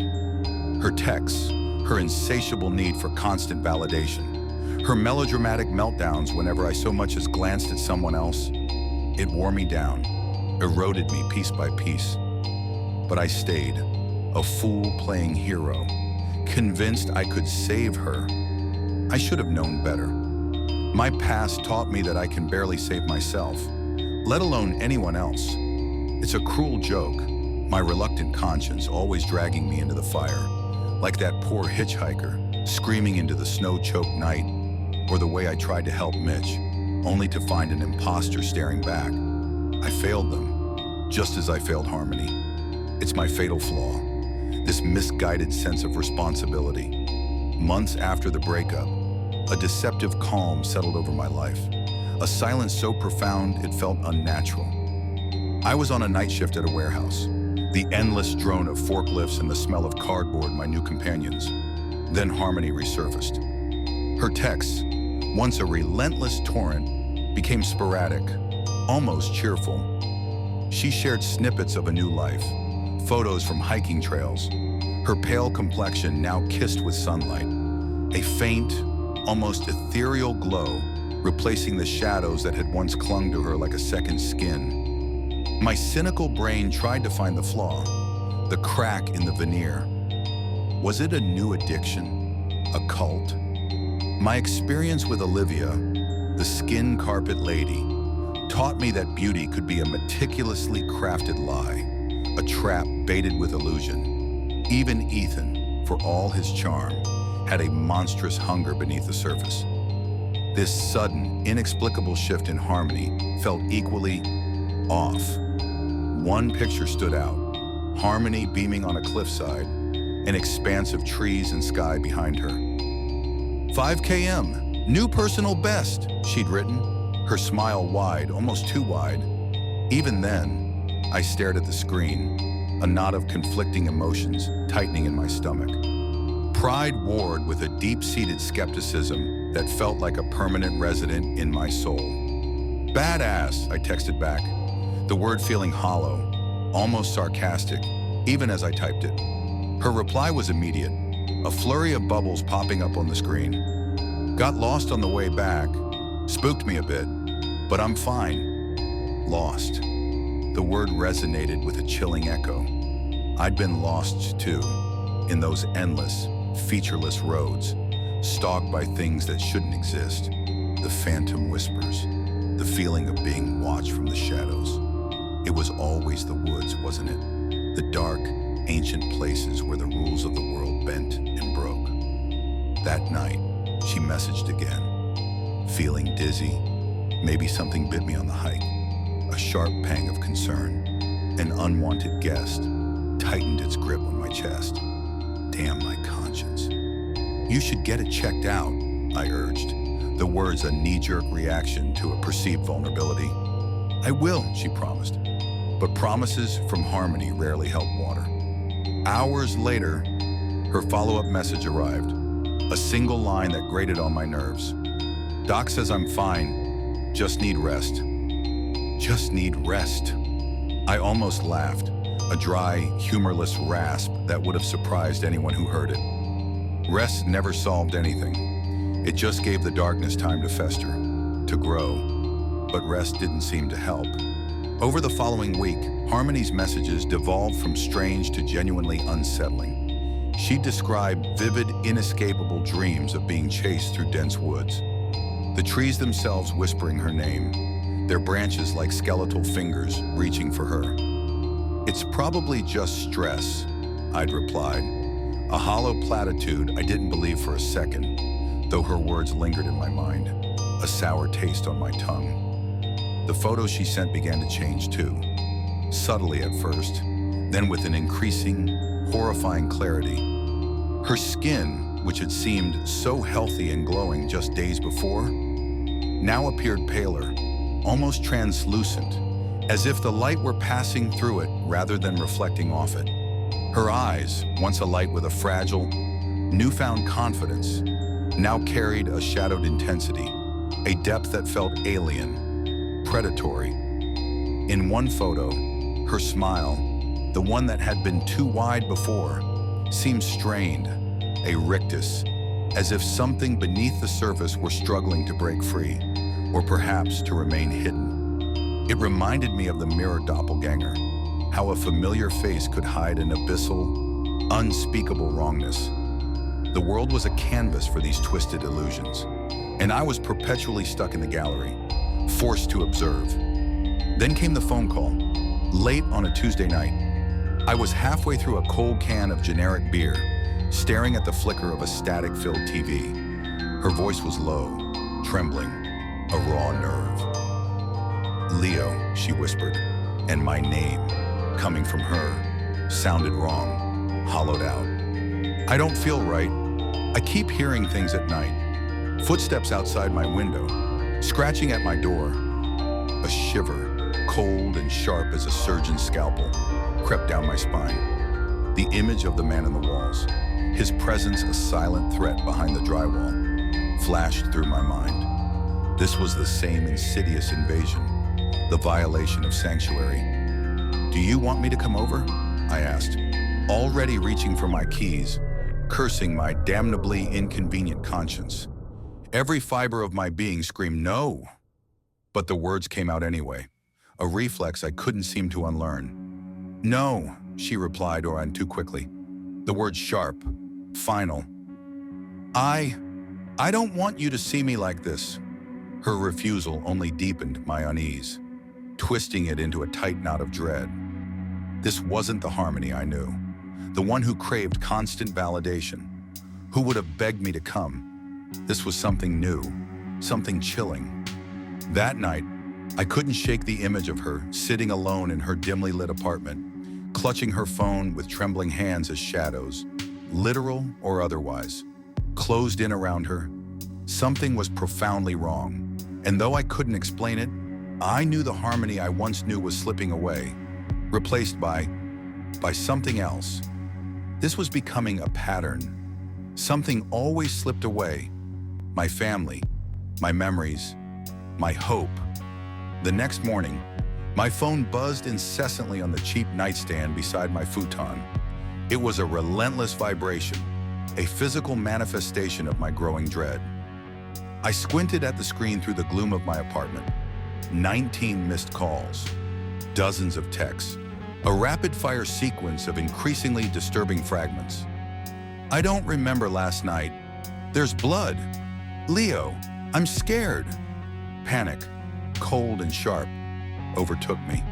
It was a familiar sensation, a constant companion on this long, strange journey.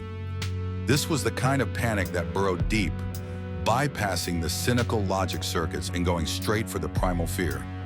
Despite every instinct screaming at me to run, to pack the go bag and disappear into the anonymity of the highway, I found myself pulling on my worn leather jacket, the old analog watch still ticking dutifully on my wrist, and rushing out the door. My reluctant conscience, it seemed, was determined to lead me to my grave. Her apartment building stood silent, a monolithic tombstone against the gray morning sky. I took the stairs two at a time, my boots echoing hollowly in the deserted stairwell. The silence in the hallway outside her door was the first thing that truly hit me. An oppressive quiet that hung heavy in the air, thick and cloying, like dust motes suspended in a sunbeam, but somehow more sinister. My hand hesitated over the doorknob, the cool metal feeling like a promise of something terrible. I knew, with a certainty that chilled me to the bone, that whatever was waiting for me inside wouldn't be good. It never was.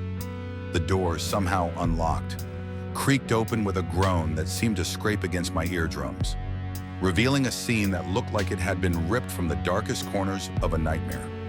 The living room was a carnival of chaos, furniture overturned, splintered wood and shattered glass glittering malevolently on the floor like scattered jewels.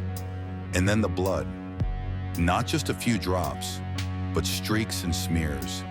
Dark, viscous handprints streaked across the walls in erratic, desperate patterns, as if someone had been trying to escape.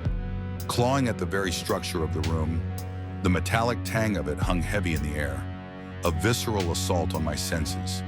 My stomach churned, bile rising in my throat. This wasn't a simple domestic dispute. This was a slaughterhouse masquerading as a living room. Harmony sat hunched on the couch, her knees drawn tightly to her chest, rocking back and forth with a slow, hypnotic rhythm.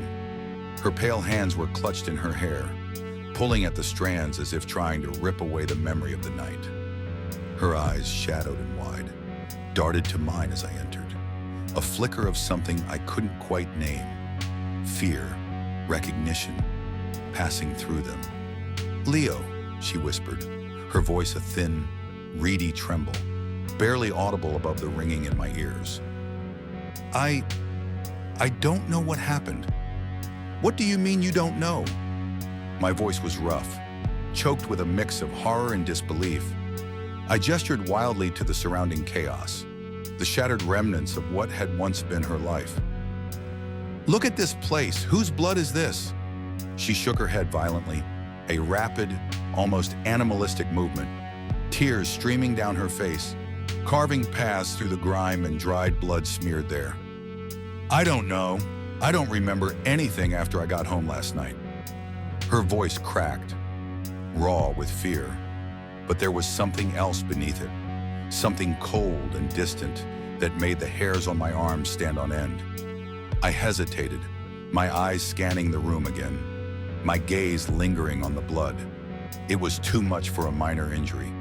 And the handprints, they were too large, the fingers thick and splayed. They weren't hers. A cold, sinking feeling coiled in my stomach, like a serpent waking from a long slumber. My mind, ever the survivor, pieced together the impossible. "Harmony," I said carefully, kneeling in front of her, trying to keep my voice steady, though my heart was hammering against my ribs. "Who else was here?" Her gaze turned distant, unfocused, as if she were looking through me, or perhaps into some other, unseen dimension. Her breathing quickened, shallow and rapid, like a bird caught in a snare. "There was someone," she said, barely audible, her words a breathy rasp. I think they were in the woods. I saw them, but I don't remember their face. They followed me home, didn't they?" A profound chill, a bone-deep cold that had nothing to do with the apartment's temperature, ran down my spine as her words finally sank in. "Followed me home." The air in the apartment felt suffocating, as if the walls themselves were closing in, pressing down on me. My instinct, honed by years of running from things that defied explanation, screamed at me to get out, to grab her and drag her out of this madness, to leave this place behind and never look back. But I couldn't move, rooted to the spot, my mind racing with questions I wasn't ready to ask. Questions I knew, deep down, I didn't want the answers to. It felt like standing on the edge of a void, peering into the abyss, and sensing something ancient and hungry staring back. "We need to get you out of here," I said finally, my voice firmer than I felt, a desperate attempt to impose some semblance of order on the encroaching chaos. She nodded, her movements stiff and robotic, as if fear had taken physical control of her body, turning her into a puppet. Whatever had happened here, whatever she'd seen, or whatever had done this, was far from over. This was just the prologue. My gut told me that. My gut was never wrong. I brought her to my apartment, a sterile, temporary sanctuary, hoping to keep her safe, to shield her from whatever had marked her. It was a foolish, utterly Vance-like thing to do.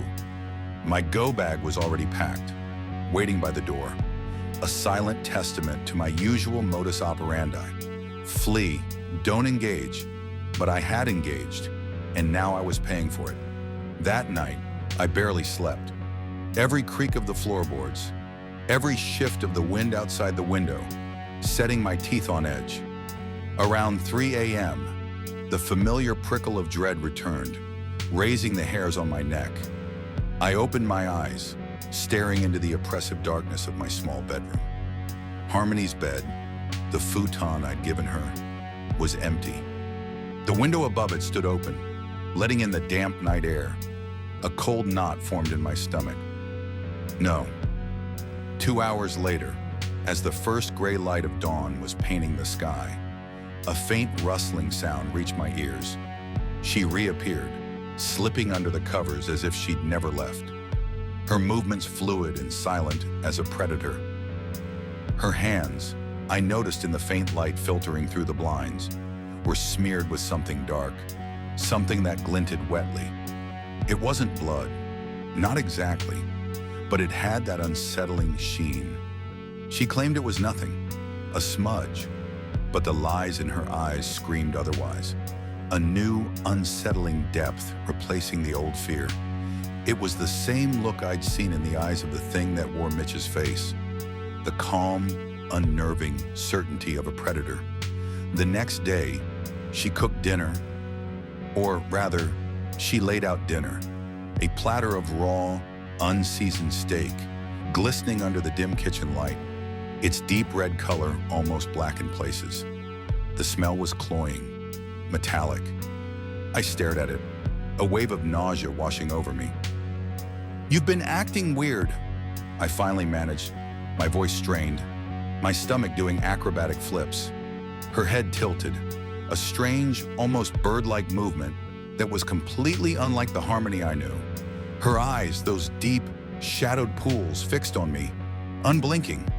"Weird," she purred, the sound too low, too resonant for her petite frame. "I feel better than ever." Her smile, that too wide, rictus grin, stretched further, revealing teeth that seemed a little too sharp, a little too long. The air in the kitchen grew heavy, thick with an unspoken threat. It was a smile that promised something ancient and hungry, like the gods of the NDE, feasting on humanity. My patience, stretched thin by weeks of creeping dread, finally snapped. "The blood harmony," I said, pushing the plate of raw meat away, the sickening smell making my gorge rise. "Your disappearances, the way you're looking at me right now." "What the hell is going on?" Her calm shattered like glass. Her rage erupted, instantaneous and terrifying, animalistic and feral, a primeval force. It was the sound of something ancient, something that had shed its human skin and revealed its true monstrous form. She lunged, a sudden, impossible burst of speed. Her hands, those large, strong hands, reaching for my throat, my reflexes, honed by years of surviving the impossible, kicked in. My hands shot out, grabbing for the only weapon within reach, the long, sharp kitchen knife I'd used to cut up what I thought was dinner. The cool steel felt solid, comforting, in my trembling grasp. I brought it up, a desperate, clumsy thrust aimed at her center. The blade sank into her stomach with a sickening squelch, but she didn't stop. There was no cry of pain, no human reaction, just that guttural snarl, deepening, becoming more demonic. Her eyes, burning with an unholy light, locked onto mine, and I saw not harmony, but something ancient and ravenous. She didn't recoil. Instead, she laughed, a dry, rasping sound, and pulled the blade out with a wet, sucking sound, as if it were nothing more than a splinter.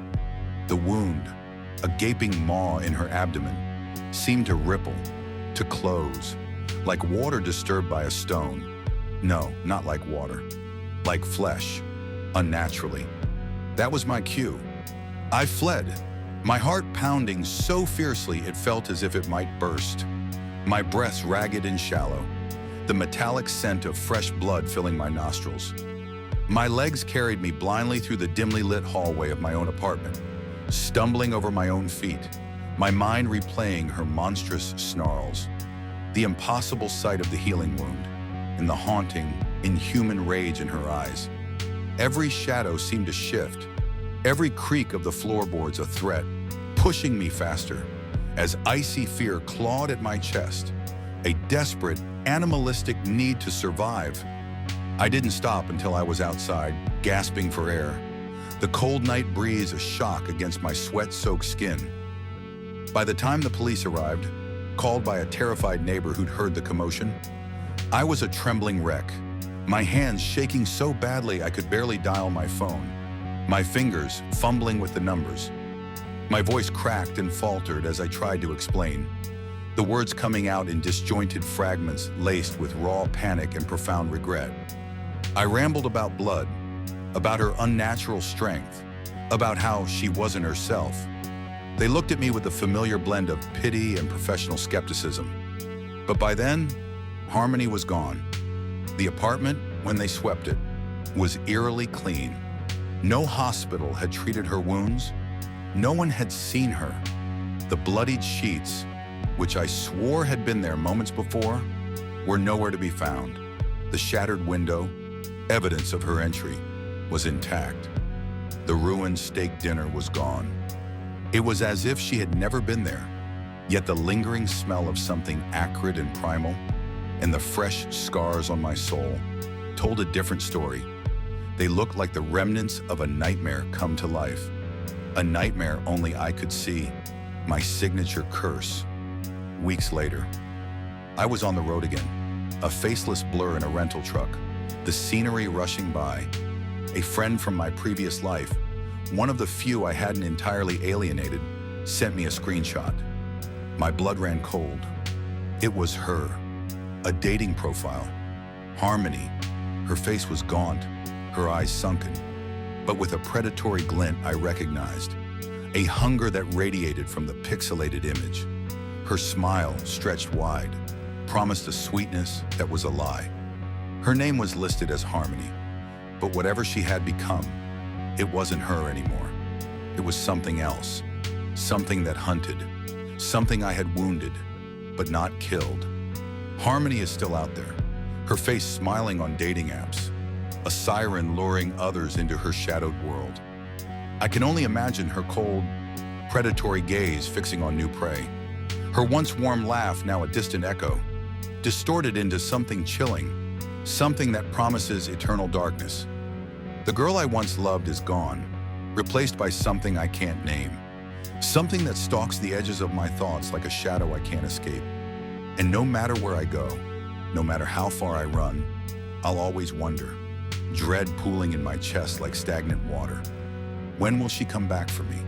And will I, the weary wanderer, the haunted everyman, be ready? Character count 99946.